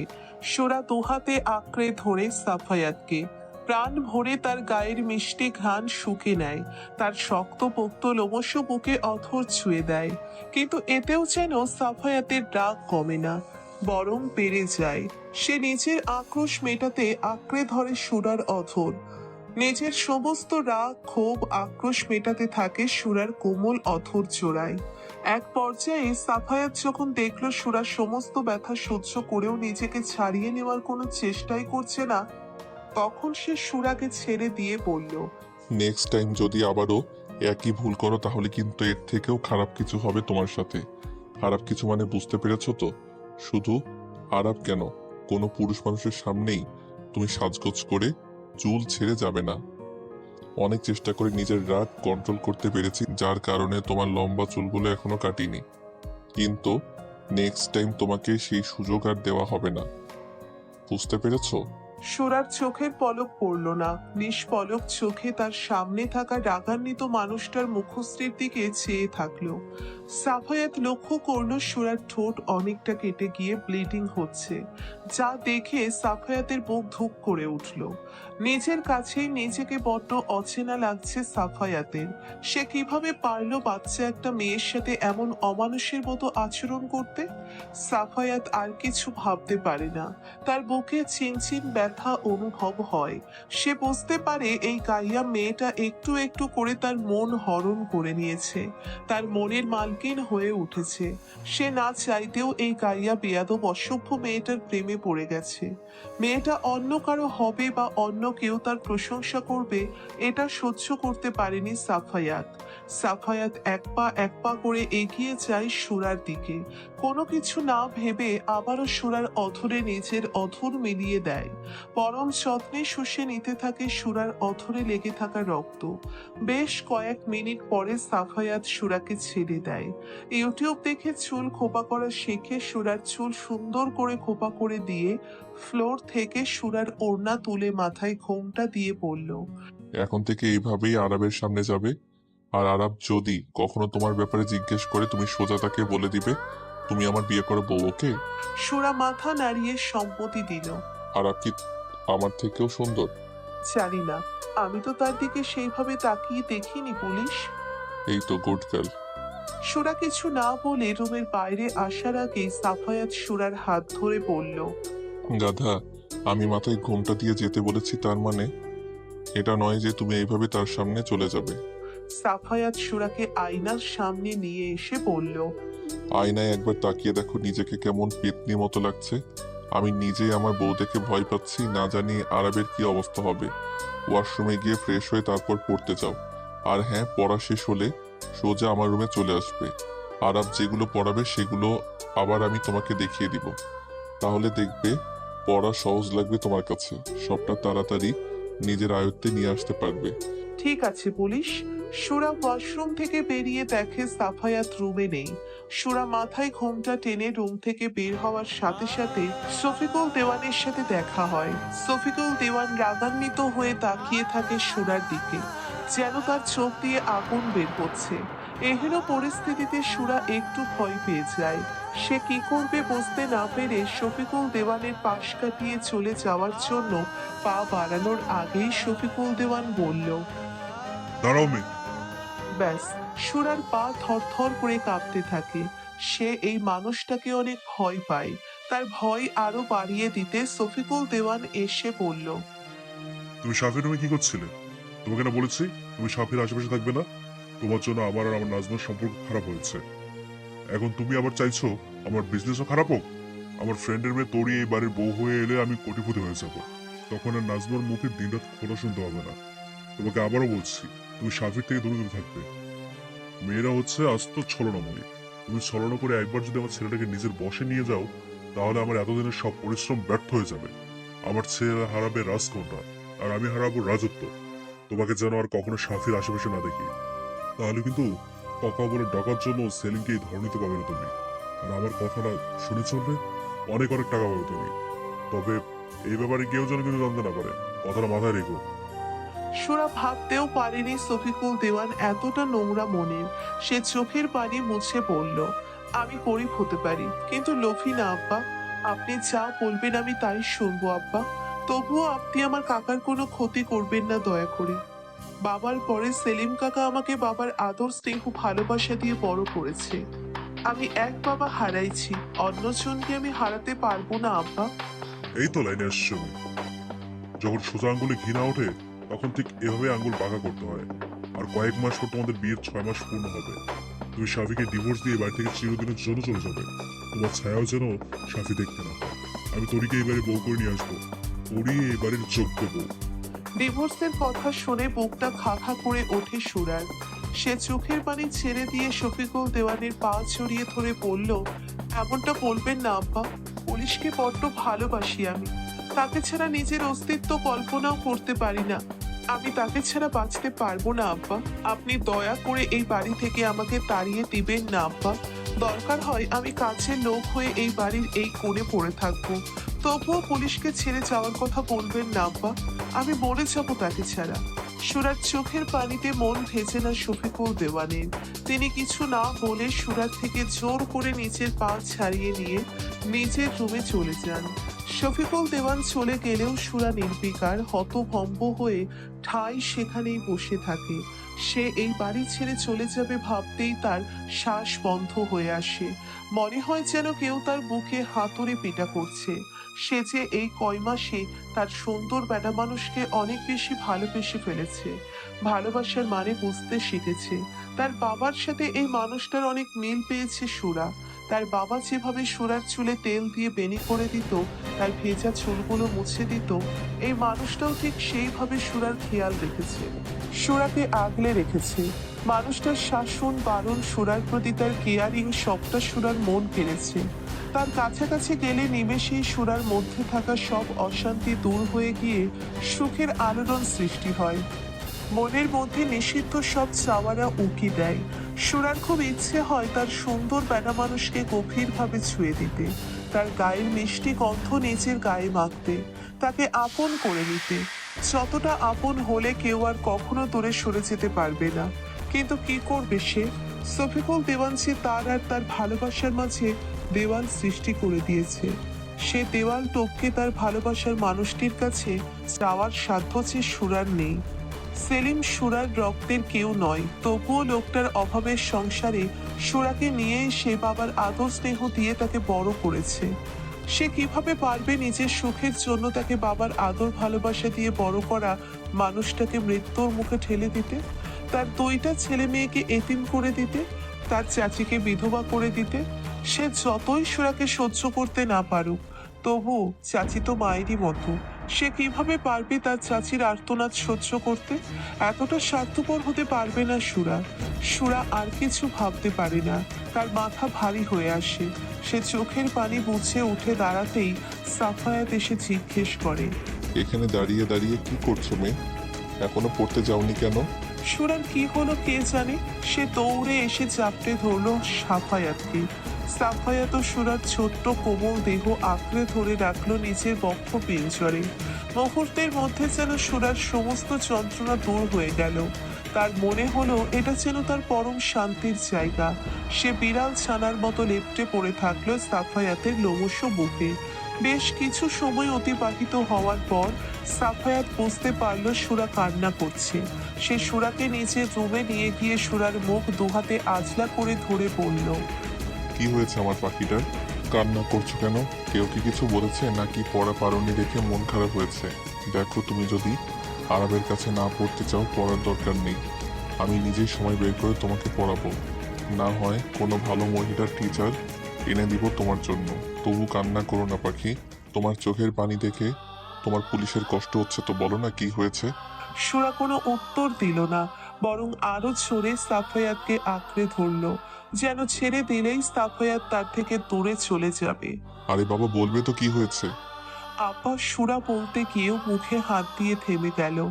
সে এক মুহূর্তের জন্য ভুলে গিয়েছিল শফিকুল দেওয়ান আর তার মধ্যে যে কথা হয়েছে সেগুলো শফিকুল দেওয়ান কাউকে বলতে বারণ করেছে। তাহলে যে তিনি সুরার কাকার ক্ষতি করে দিবেন। বলো বাবা, কি বলেছে বাবা? কিছু না, ওই হঠাৎ আমার নিজের আব্বার কথা খুব মনে পড়ছে পুলিশ। আমার আব্বা কেন আমাকে ছেড়ে চলে গেল পুলিশ? সাফায়াত সুরার পিঠে হাত বলিয়ে দিয়ে বলল, মন খারাপ করে না পাখি। মানুষ চিরদিন এই পৃথিবীতে থাকার জন্য আসে না। একদিন না একদিন তাকে দুনিয়ার মায়া ত্যাগ করে ছেড়ে চলে যেতে হয়। তোমার বাবার এই পৃথিবীতে আয়ু ফুরিয়ে এসেছিল, তাই তিনি চলে গিয়েছেন। এসব ভেবে মন খারাপ করো না। তোমাকে যে তাড়াতাড়ি পড়াশোনা শিখতে হবে। তুমি কয়েক মাস আগে বলেছিলে না, আমি যত তাড়াতাড়ি পড়াশোনা শিখতে পারবো আপনি আমাকে তত তাড়াতাড়ি ভালোবাসবেন, তাই না পুলিশ? দেখো, তোমার পড়াশোনা শেখার আগেই তুমি একটু একটু করে পুলিশের মন চুরি করে নিয়েছো। তোমার প্রতি বাজে এক অনুভূতির সৃষ্টি করেছো। এই যে এখন আমার তোমাকে দেখলেই মনের মধ্যে ভয়ঙ্কর চাওয়ার সৃষ্টি হয়, তোমাকে আদর দিতে ভালোবাসতে ইচ্ছে হয়, আমার রঙে তোমাকে রাঙিয়ে দিতে মন চায়, তোমার মাঝে হারিয়ে যাওয়ার স্বাদ জাগে, নিজের হাত পা শিরশির করে নিজেকে উস্কে দেয় তোমার কাছে যাওয়ার জন্য। এখন এর দায়ভার কে নেবে বলো তো? পারবে তো আমার উত্তাপ সহ্য করতে? সাফায়াতের কথায় সুরা ঠিক লজ্জাবতী পাতার ন্যায় নুইয়ে পড়ে। যা দেখে সাফায়াত সুরাকে নিজের বক্ষ পিঞ্জর থেকে তুলে কপালে আলতো চুমু দিয়ে বলল, আমার লজ্জাবতী ললিতা, এখন যত পারো লজ্জা পেয়ে নাও, পরে কিন্তু আমি তোমাকে লজ্জা পাওয়ার মতো কোনো সময় দিব না। সুরা প্রত্যুত্তরে কিছু না বলে সাফায়াতের রুম থেকে বেরিয়ে নিচে চলে আসে। আরব তখন নোজাইফাকে হিসাব বিজ্ঞানের ম্যাথ বুঝিয়ে দিচ্ছিল, কিন্তু নোজাইফার কানে কোনো কথা যাচ্ছে না। সে কলম কামড়ে ধরে এক ধ্যানে আরবের দিকে তাকিয়ে থাকে। নোজাইফার নজর এলোমেলো হয়। সে মনে মনে বলল, আপনি এত সুন্দর কেন আরাব ভাই? আপনি যখন ভার্সিটিতে যান নিশ্চয়ই মেয়েরা আপনাকে দেখে পাগল হয়ে যায়। আমি নিজেই তো বারবার আপনার এই রূপে মাতোয়ারা হয়ে যাই, মন পিঞ্জিরা উথাল পাথাল হয়ে যায়, নিজেকে কন্ট্রোল করা যে বড্ড দায় হয়ে যায়। এটা আপনি কবে বুঝবেন আরাব ভাই? কবে আমার মনের না বলা কথাগুলো পড়ে নিতে পারবেন আরাব ভাই? আরব হঠাৎ লক্ষ্য করলো নোজাইফা প্রখর দৃষ্টিতে তার দিকে তাকিয়ে রয়েছে। আরব গলা খাকারি দিয়ে বলল, তোর দৃষ্টি খাতার দিকে না থেকে আমার দিকে কেন নজু? আপনাকে দেখছিলাম আরাব ভাই। আরব কিছু বলতে যাবে তার আগেই সে লক্ষ্য করলো সুরা মাথায় হাত খাত ঘোমটা টেনে দাঁড়িয়ে রয়েছে। তার মধ্যে আগের কোনো সাজগোজ নেই, চোখ দুটো কেমন ফোলা ফোলা লাগছে, নাকের পাতা লাল হয়ে আছে, যেমনটা অনেকক্ষণ যাবৎ কান্না করলে হয়। ব্যাপারটা বেশ সন্দেহজনক মনে হলো আরবের কাছে। সে মনে মনে বলল, সুরা কি তাহলে কান্না করছে? হঠাৎ কি হলো সুরার? সাফায়াত ভাইয়া বাসা আসা পর্যন্ত তো সবকিছু ঠিকঠাক ছিল, তাহলে হঠাৎ কি হলো সুরার সাথে? নাজমা আন্টি তো বলছিল সুরা তার বোনের মেয়ে, অর্থাৎ সাফায়াত ভাইয়ার কাজিন, কিন্তু সাফায়াত ভাইয়া সুরাকে এমন ভাবে ডেকে নিয়ে গেল যেন সে তার বিয়ে করা বউ। তাছাড়া কাজিনের সাথে সাফায়াত ভাইয়া এতক্ষণ কি কথা বললো, সেটাও আবার বন্ধ রুমে। আমার বাচ্চা চাই পুলিশ, অনেক অনেক বাচ্চা, ঘর ভর্তি শুধু বাচ্চা আর বাচ্চা থাকবে। তারা ছোট্ট ছোট্ট পায়ে সারা বাড়ি হেঁটে বেড়াবে, সারাক্ষণ বাড়িটা মাতিয়ে রাখবে, আধো আধো বলিতে আমাকে মা আর আপনাকে বাবা বলে ডাকবে। একবার ভাবুন কত মজা হবে তখন।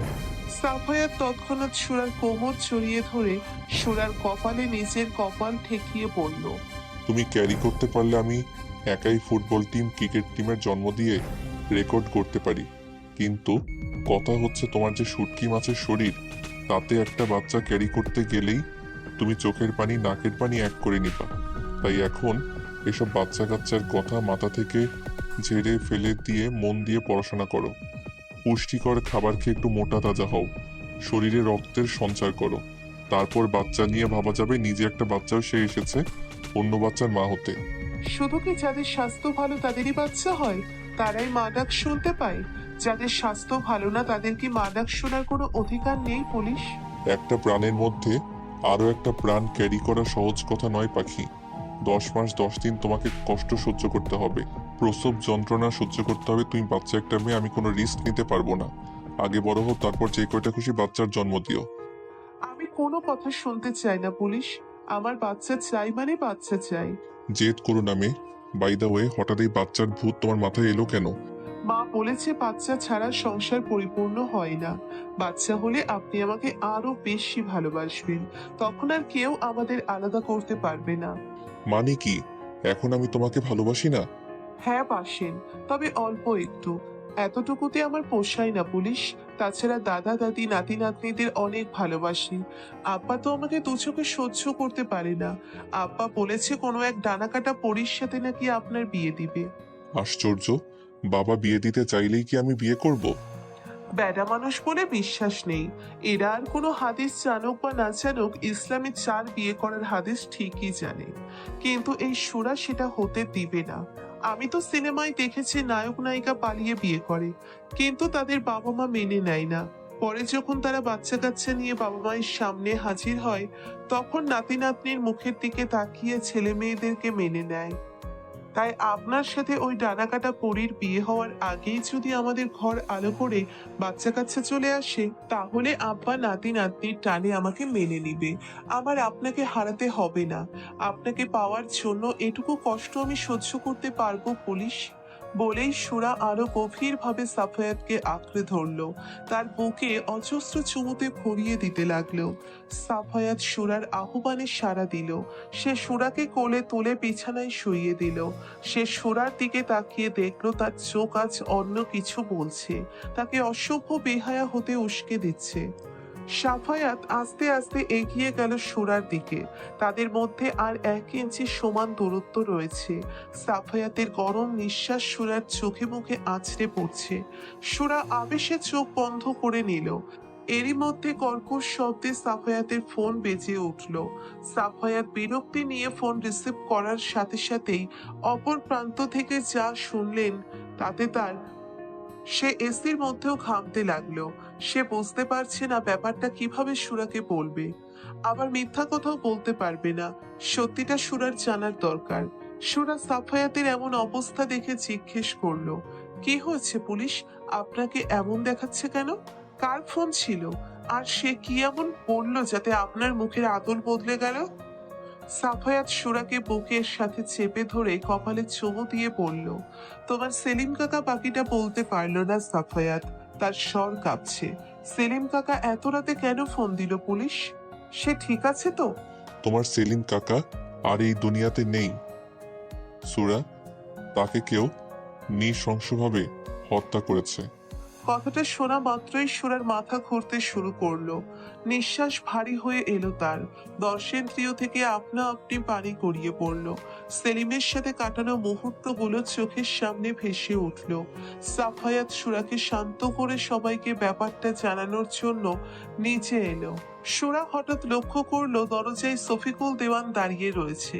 সুরা গুটি গুটি পায়ে তার দিকে এগিয়ে এলো। তার চোখ দিয়ে যেন আগুন বের হচ্ছে।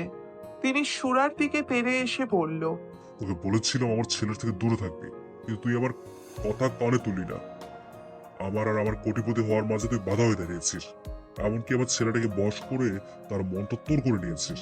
এখন সাফি তোকে ভালোবাসে, তোকে স্ত্রী হিসেবে স্বীকার করে নিয়েছে। সাফি এখন কিছুতেই তোকে ডিভোর্স দেবে না।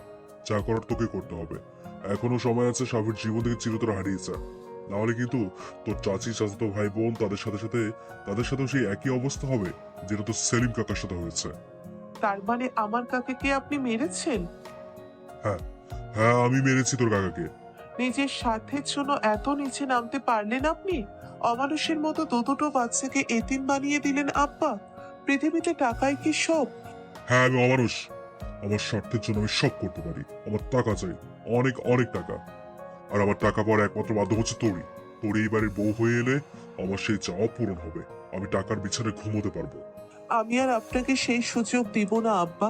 আমি এক্ষুনি পুলিশকে সব সত্যিটা বলে দিব। আপনার এই ভালো মানুষের মুখও সবার সামনে টেনে খুলে দিব। দিনের পর দিন আপনি মার মতো ভালো একজন মানুষকে ঠকিয়ে আসছেন। এমনকি আপনার রক্ত, আপনার অংশ, আপনার ছেলে মেয়েদেরও আপনি ঠকাচ্ছেন। কিন্তু আর না, আর কাউকে ঠকাতে পারবেন না আপনি। সে সময় তুই পাবি না। আমারই বোঝার ভুল ছিল। এইখানে সেলিমের কোনো দোষ নেই। সবকিছুর মূলে রয়েছিস তুই। তুই না থাকলে সব সমস্যার সমাধান হয়ে যাবে। এখন বুঝতে পারছি আমি শুধু সেলিমকে মারলাম। আমার সেলিমকে না মেরে তোকে মারা উচিত ছিল। তবে একটা কথা কি জানিস, একটা খুনেরও যে শাস্তি, 10টা খুনেরও সেই শাস্তি। বলেই শফিকুল দেওয়ান সুরার ভারী কিছু দিয়ে আঘাত করলো। সাথে সাথে সুরাও মা গো বলে চিৎকার দিয়ে ফ্লোরে টুটিয়ে পড়লো। সুরা মা, কি হয়েছে তোর? তুই ঠিক আছিস তো? ঘুমের মধ্যে হঠাৎ চিৎকার করে উঠলি কেন? তুই ঘুমোচ্ছিস দেখে আমি নুজাইফার রুমে গিয়েছিলাম।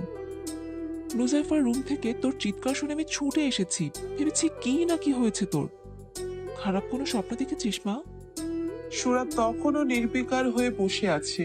তার গা ঘেমে একাকার হয়ে গিয়েছে। এখনো শরীর থর থর করে কাঁপছে। নাজমা দেওয়ান সুরার এই অবস্থা দেখে সুরাকে পানি খাইয়ে দিয়ে নিজের বুকের সাথে মিশিয়ে নিয়ে মাথায় হাত বুলিয়ে দিয়ে বললেন, মাকে বলবি না কি হয়েছে? বাবা মাকে স্বপ্ন দেখিয়েছিস? সুরা নিচের দিকে তাকিয়ে মনে মনে বলল, আমি তো ঠিকই আছি, আমার তো কিছু হয়নি। ও তার মানে এটা আমার স্বপ্ন ছিল। এক মুহূর্তের জন্য মনে হচ্ছিল হয়তো সবটা সত্যি সত্যি হয়েছে। আব্বা সেলিম কাকাকে মেরে দিয়েছে। যদিও এটা স্বপ্ন, কিন্তু আব্বা তো আমাকে বলেছেন সুন্দর বেড়া মানুষের থেকে দূরে থাকতে। এমনও তো হতে পারে আমি তার কাছাকাছি গেলাম আর আব্বা সত্যি সেলিম কাকাকে মেরে দিল। না না, আমি নিজের সুখের জন্য এমন কিছুই করব না। কিছু সময়ের জন্য ভেবেছিলাম হয়তো আমার হারানো সুখ আবারও ফিরে এসেছে, কিন্তু না, সুখ নামক সোনার হরিণের দেখা যে আমি কোনো দিনও পাবো না। আমি যে বামন হয়ে চাঁদে হাত বাড়িয়ে দিয়েছিলাম, জানি সুন্দর বেড়া মানুষ কখনো আমার হবে না, কিন্তু আমি দূর থেকে তাকে সারা জীবন ভালোবেসে যাব।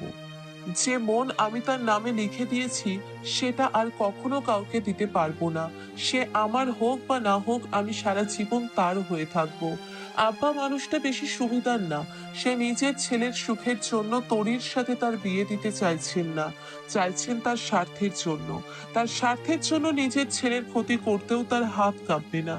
আমি তার ভালোর জন্য এই বাড়ি থেকে চলে যাব ঠিকই, তবে তাকে কখনো তালাক দিব না। সে আমার কাছে সবসময় আমার সুন্দর বেড়া মানুষ হয়েই থাকবে। সোনার থেকে রেসপন্স না পেয়ে নাজমা দেওয়ান আবারও বলল, কি রে, এত ভাবছিস কি? সুরা ভাবলো শফিকুল দেওয়ানের কথা তাকে বলে দিবে, কিন্তু পর মুহূর্তে ব্যাপারটা এড়িয়ে গিয়ে বলল, তেমন কিছু না মা, আপনি চিন্তা করবেন না, আমি ঠিক আছি মা। তোর চোখ মুখ স্পষ্ট বলে দিচ্ছে তুই আমাকে মিথ্যা বলছিস, আমার থেকে কিছু লুকিয়ে যাচ্ছিস। সাফি বাড়িতে আসার পর থেকে আমি লক্ষ্য করছি তুই কেমন চুপচাপ হয়ে গিয়েছিস, চোখে মুখে ভয়ের ছাপ লক্ষ্য করা যাচ্ছে। আরাম যাওয়ার পর তুই রাতের খাবার না খেয়ে এসে ঘুমিয়ে পড়েছিস। সাফি এটুকু সময়ের মধ্যে 2বার এসেছে তোকে নিয়ে যাওয়ার জন্য, কিন্তু তুই ঘুমিয়েছিস থেকে সাফি তোকে আর ডাকেনি। এখন চট করে উঠে পড়, ফ্রেশ হয়ে সাফির রুমে যা। সাফি বোধহয় এখনো না খেয়ে তোর জন্য বসে আছে। ছেলেটা যে তোর প্রতি সদয় হয়েছে, এজন্য আমি আল্লাহর দরবারে লাখো শুক্রিয়া জানিয়েছি। তোদের মধ্যে দূরত্ব কমে এসেছে দেখে আমার অনেক ভালো লেগেছে। দোয়া করি তোরা দুজনে এভাবেই সারা জীবন হাসি খুশি থাক। নাজমা দেওয়ানের কথা শুনে সুরার বুক ভারী হয়ে আসে, ফুপিয়ে কান্না করে দেয় সে তো এটাই চেয়েছিল, তার সুন্দর বেটা মানুষ তাকে ভালোবেসে নিজের করে নিক, আর সে সুরাকে আপন করে নিতেও চেয়েছে, কিন্তু তার চেয়ে কিছু করার নেই, সে অপারক। সুরা নাজমা দেওয়ানের আড়ালে চোখের পানি মুছে বলল, আমি আপনার কাছে থাকবো মা, পুলিশের সাথে আমি থাকবো না মা। কেন মা? সাফি তো তোকে ওর রুমে থাকতে অনুমতি দিয়েছে, তাহলে তুই যাবি না কেন? দয়া করে আপনি আমাকে জোর করবেন না মা। তুই ইদানিং বড় হয়ে গিয়েছিস রে সুরা, নিজের ভালো মন্দ বুঝতে শিখে গিয়েছিস। ঠিক আছে, তোর যা ভালো মনে হয় তাই কর। বলে নাজমা দেওয়ান রুম থেকে বেরিয়ে গেলেন।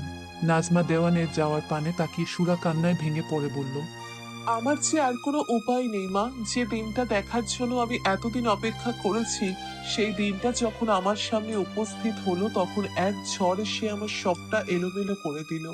আমি যে মানুষটার আশেপাশে থাকলে নিজেকে সামলে নিতে পারবো না মা, তার থেকে দূরে যেতে পারবো না। বুকে যে বড্ড জ্বলন উঠেছে আমার, এ আগুন যে প্রেমের সর্বনাশা আগুন, ভালোবাসার মানুষকে কাছে না পাওয়ার আগুন। এখন যদি আমি মানুষটার কাছে যাই, তাহলে সেই আগুনে ঘি ঢেলে দেওয়া হবে। আমি যে সে জ্বালা সইতে পারবো না। সাফায়াত ল্যাপটপ কাজ করছে, সে এখনো ডিনার করেনি, ভেবেছিল সুরাকে খাইয়ে দিয়ে নিজেও খাবে। অবশ্য সে 2বার নাজমা দেওয়ানির রুমে গিয়েছে সুরাকে খাওয়াবে বলে, কিন্তু মেয়েটা ঘুমন্ত মুখ দেখে সাফায়াতের ইচ্ছে হয়নি তাকে জাগানো, তাই তো নিজেও না খেয়ে মেয়েটার জন্য অপেক্ষা করে আছে। অনেক সময় পেরিয়ে যাওয়ার পরও যখন সুরা আর তার রুমে আসে না, তখন সাফায়াত আবারও নাজমা দেওয়ানের রুমে খাবার নিয়ে উকি দিতে যায়।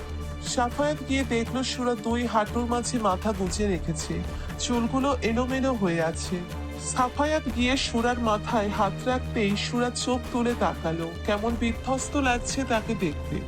চোখ দুটো ফুলে উঠেছে। সাফায়াত তৎক্ষণাৎ সুরা ছোট দেহ তার বুকে টেনে নিয়ে বলল, কি হয়েছে পাখি, কান্না করছো কেন? সুরা এক ঝটকায় নিজেকে সাফায়াতের থেকে ছাড়িয়ে দিয়ে পড়ল, সবসময় এমন গায়ে পড়েন কেন? সুযোগ পেলেই জড়িয়ে ধরেন, চুমু দেন। ভালো লাগে না আমার, বিরক্ত লাগছে আপনার ছোঁয়া। সুরার এহেন কাণ্ডে অবাক হয়ে যায় সাফায়াত। সে মনে মনে বলল, হুট করে মেয়েটার কি হলো, যে মেয়েটা সবসময় আমার একটু ভালোবাসা ছোঁয়া পাওয়ার জন্য ছটফট করেছে, সেই মেয়েটা এখন বলছে আমার ছোঁয়া তার বিরক্ত লাগছে। How strange. সাফায়াত সুরাকে কিছু বলল না, বরং টেবিলের উপর থেকে খাবারের প্লেট নিয়ে খাবার মেখে এক লোকমা সুরার মুখের সামনে ধরলো। কিন্তু সুরা সাফায়াতের হাতে খেলো না, তার হাত সরিয়ে দিল, যা দেখে সাফায়াত রাগ বেড়ে গেল। তবুও সে নিজেকে শান্ত করে বলল, আমিও কিন্তু খাইনি মে, অনেক ক্ষুধা লাগছে আমার, তোমাকে খাইয়ে দিয়ে তারপর খাবো। আমি এখন পুরোপুরি সুস্থ হয়ে গেছি, আমি নিজে হাতে খেতে পারি। আমি তো আপনাকে বলিনি যে আমার জন্য না খেয়ে আপনি বসে থাকেন। সুরার কথা শুনে সাফায়াতের চোখ বড় বড় হয়ে যায়। সে ভাবতেও পারেনি সুরা এমন কিছু বলবে। রাগে তার চোয়াল শক্ত হয়ে আসে। সে সুরার গাল চেপে ধরে মুখের মধ্যে এক লোকমা খাবার ঢুকিয়ে দেয়। তৎক্ষণাৎ সুরা এক বিস্ময়কর কাজ করে বসে, সাফায়াতের গালে ঠাস ঠাস করে থাপ্পড় মেরে দেয়। সুরার এহেন কার্যে সাফায়াত নির্বিকার হতবাক হয়ে যায়। সে সুরাকে নিজের ঘুরে বুকে টেনে নিয়ে মাথায় চুমু দিয়ে বলল, আমার শান্ত পাখিটা হঠাৎ এত অশান্ত হয়ে উঠেছে কেন? কি হয়েছে তোমার? বাবা কিছু বলেছে কি? বললে আমাকে বলো প্লিজ। চুপ করে থাকা সব সমস্যার সমাধান নয় পাখি, বলো না সোনা বউ। তুমি কি হৃদয়ের উৎপাত্ত বুঝতে পারছো না? কেন পোড়াচ্ছ আমাকে? বলো কি করেছি আমি? আমার অপরাধ কোথায়? সুরা ভাবলো শফিকুল দেওয়ানের কথাটা সাফায়াতকে বলবে, কিন্তু পরক্ষণেই ভাবলো শফিকুল দেওয়ান যদি সত্যি সত্যি তার কাকার কোনো ক্ষতি করে দেয়। তাছাড়া শফিকুল দেওয়ান তার বাবা হয়, বাবার সম্পর্কে এমন খারাপ কথা সে ছেলে হয়ে বিশ্বাস করবে এমনটা নাও হতে পারে। এসব কথা বিবেচনা করে সুরা শফিকুল দেওয়ানের ব্যাপারটা এড়িয়ে গিয়ে বলল, আমি আপনাকে কৈফিয়ত দিতে বাধ্য নই, আপনি ছাড়ুন আমাকে। আপনি যখন তখন আমাকে এইভাবে জড়িয়ে ধরবেন না পুলিশ, বিরক্ত লাগে আমার। সাফায়াত সুরাকে ছাড়লো না, বরং তাকে দেওয়ালের সাথে চেপে ধরে বলল, বাহ, তুই তো গিরগিটির থেকেও অতি দ্রুত রং পাল্টে ফেললি। কিছুদিন আগেও আমার একটু ছোঁয়া পাওয়ার জন্য তোর কত আকুলতা ব্যাকুলতা ছিল, ভালোবাসা ছিল, কিন্তু হুট করে তোর সেই ভালোবাসা কোথায় গেল? কোথায় গেল তোর সেই স্বামী ভক্তি? ও বুঝতে পারছি, আরবকে দেখার পর তোর সেই ভালোবাসা ফানুস হয়ে উড়ে গিয়েছে, তাই না? কি আছে ওই আরবের মধ্যে যা আমার মধ্যে নেই? সুরা সাফায়াতের দেওয়া সমস্ত যন্ত্রণা মুখ বুজে সহ্য করছে, টোর শব্দটি পর্যন্ত করছে না, যা দেখে সাফায়াতের রাগ আরো বেড়ে যায়। সে সুরার লম্বা চুলগুলো নিজের হাতের মুঠোয় ধরে বলল, আসলে আমারই ভুল হয়েছে। আমি তোর মতো একটা গাইয়া অশিক্ষিত মেয়েকে আমার মনে জায়গা দিতে চেয়েছিলাম, এই সমাজের বিরুদ্ধে গিয়ে তোকে ভালোবাসতে চেয়েছিলাম, কিন্তু তোর মতো মেয়ে সেটা ডিজার্ভ করে না। তুই আমার পায়ের তলায় থাকার যোগ্য, আর সেখানেই থাকবি। বলে সাফায়াত নাজমা দেওয়ানের রুম থেকে বেরিয়ে আসে। সাফায়াত বেরিয়ে আসার সাথে সাথেই সুরা ফ্লোরে বসে পড়ে কান্নায় ভেঙে পড়ে। সাফায়াত তার হাতের যেখানে স্পর্শ করেছিল সেখানে পাগলের মতো অজস্র চুমুতে ভরিয়ে দিতে লাগলো। আর তখনই নাজমা দেওয়ান রুমে প্রবেশ করলো।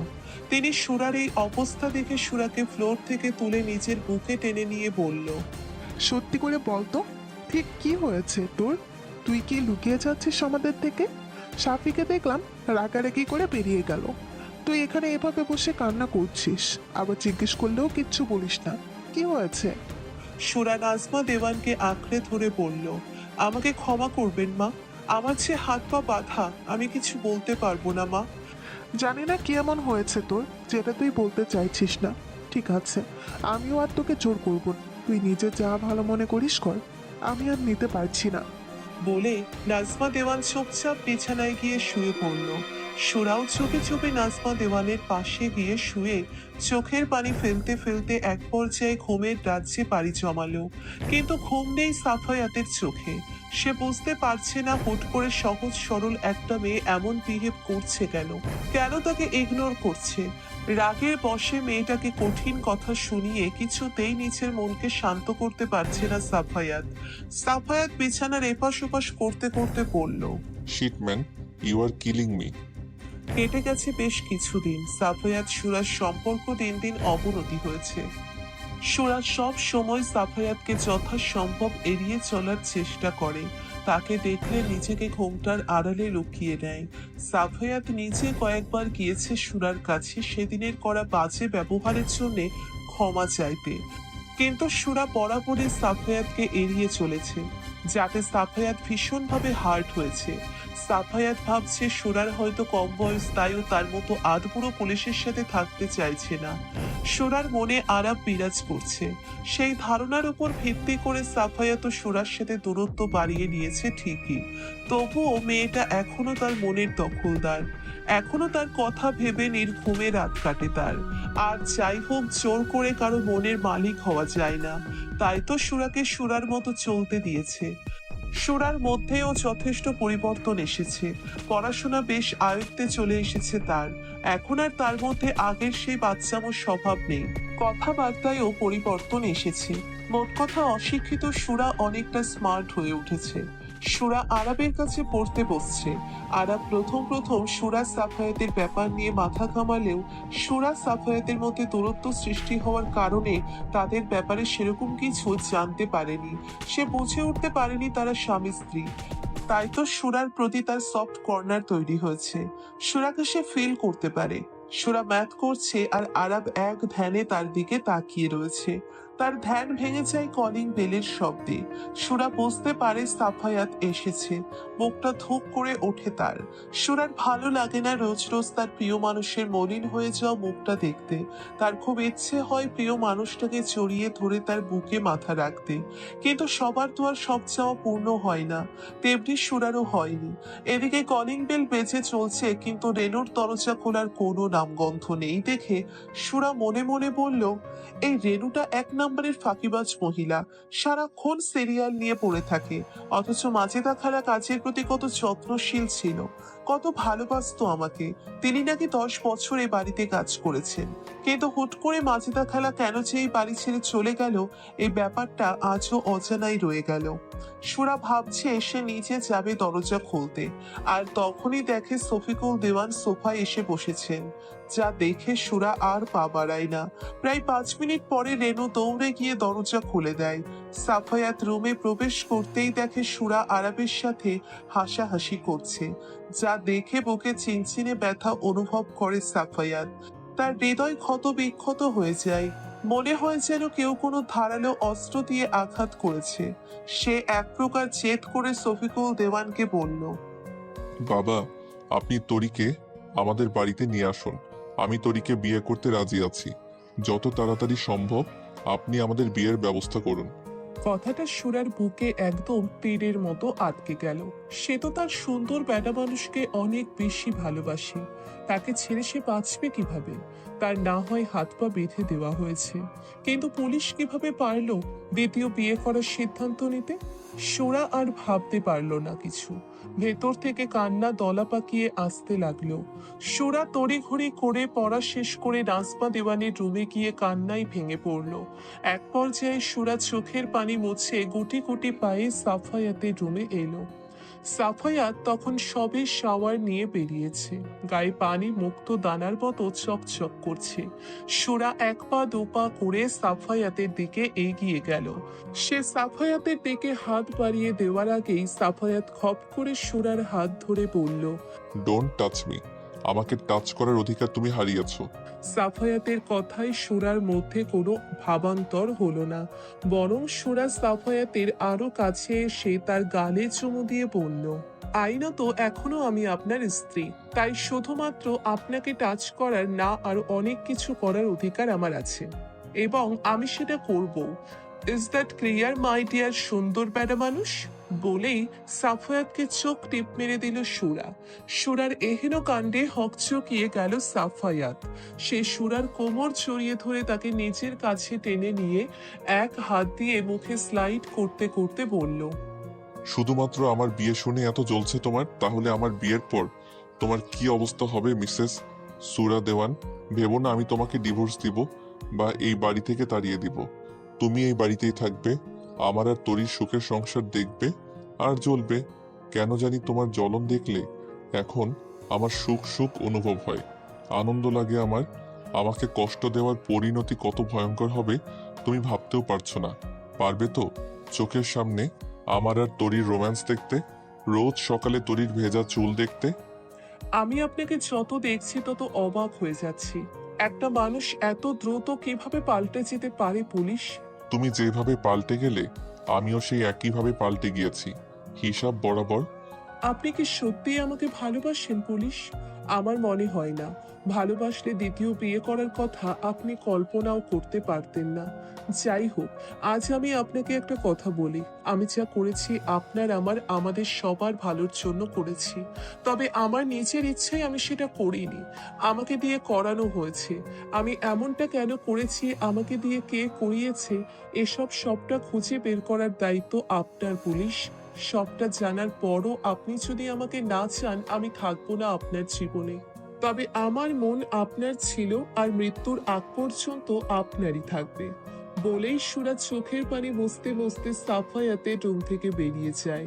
সুরাজ চাওয়ার পানে তাকিয়ে সাফায়াত বলল, তুমি ভাবলে কি করে লজ্জাবতী ললিতা আমি তোমাকে ছেড়ে অন্য কাউকে আমার মনের মালকিন করব? এসব করা তোমাকে জ্বালানোর জন্য। তুমি যাতে স্বেচ্ছায় সুরসুর করে সবটা আমাকে বলে দিয়ে সব মান অভিমান শেষ করে আমার কাছে ফিরে আসো, তারই নিনজা টেকনিক এটা। তোমাকে ছেড়ে আর কোথাও শান্তি খুঁজে পাবো না আমি। এই মন তোমারই যে পাখি, মনটা তুমি ছাড়া আর কাউকে বুঝতে চায় না। সাফায়াত হসপিটালে এসেছে মিলির সাথে দেখা করার জন্য।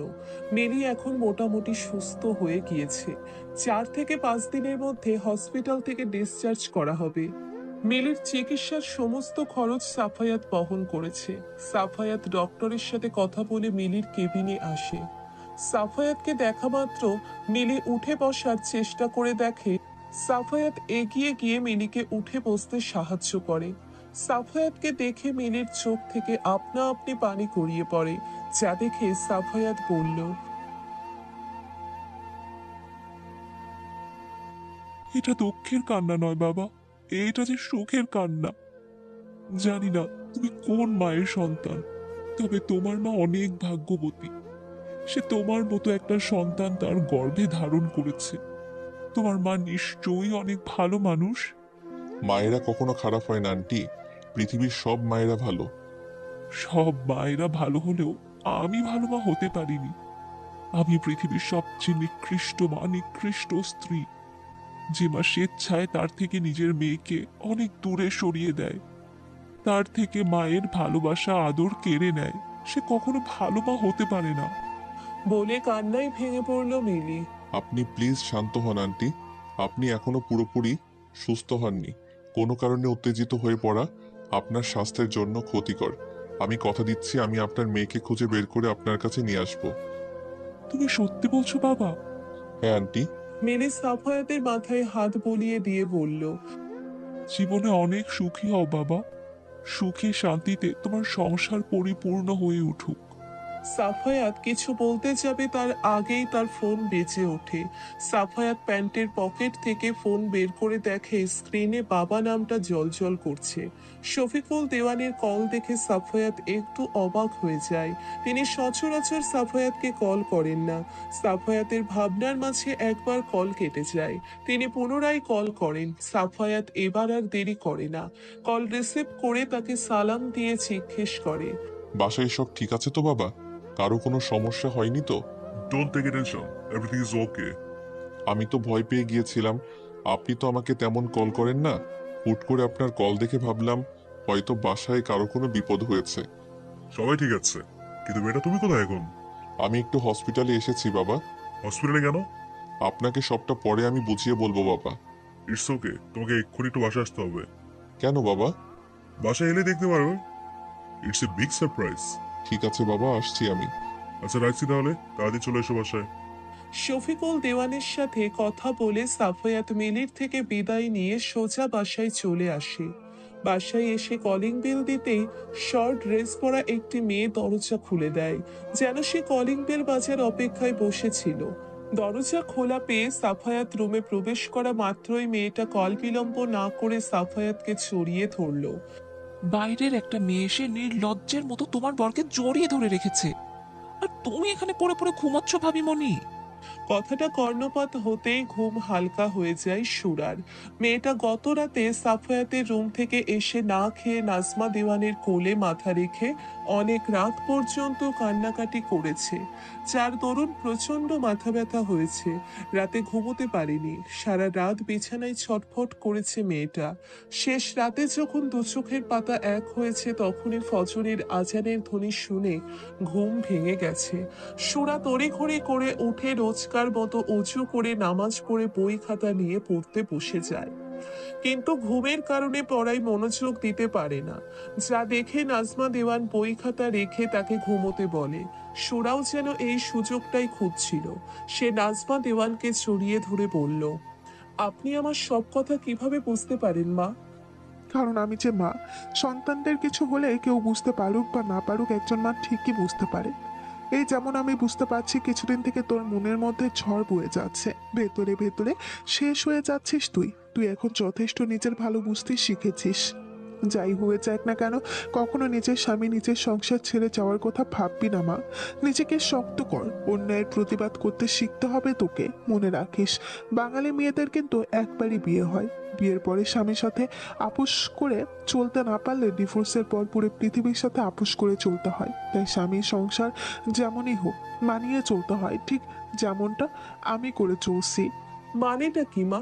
আপনার এত টাকা পয়সা ধন দৌলত থাকার পরও আপনি সুখী নন? টাকা পয়সা কি আর সর্বসুখ দিতে পারবে মা? পুরুষ মানুষ যদি খারাপ হয়, টাকার পাহাড় থাকলেও সুখী হওয়া যায় না।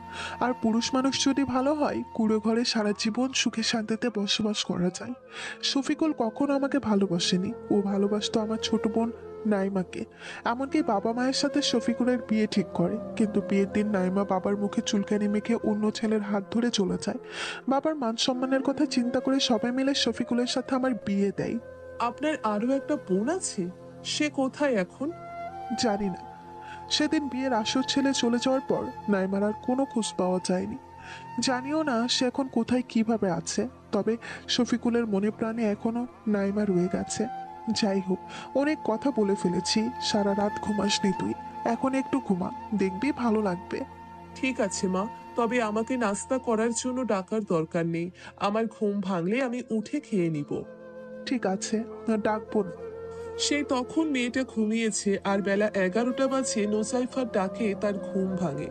সুরা অনেকটা অপ্রস্তুত হয়ে বলল, কে এসেছে নোসাইফা? তুমি চলো, নিজের চোখেই গিয়ে দেখো। সুরা আর এক মুহূর্ত দেরি না করে নিচে চলে আসে। নিচে এসে যেন সুরার চক্ষু চরক গাছ হয়ে যায়। প্রায় 5 ফুট 4 ইঞ্চি লম্বা একটা মেয়ে, যার দুধে আলতা গায়ের রং, সরু নাক, হরিণীর মতো টানা টানা চোখ, ঘাড় অব্দি লেয়ার কাট করা খয়েরি রঙের চুল, পরনে কালো কালারের হাতা কাটা ছোট একটা টপস। মেয়েটা সাফায়াতকে দুহাতে আঁকড়ে ধরে রেখেছে, যা দেখে মনের মধ্যে ঝড় বয়ে যায় সুরার। নোচক দেখে আপনা আপনি পানি পড়িয়ে পড়ে।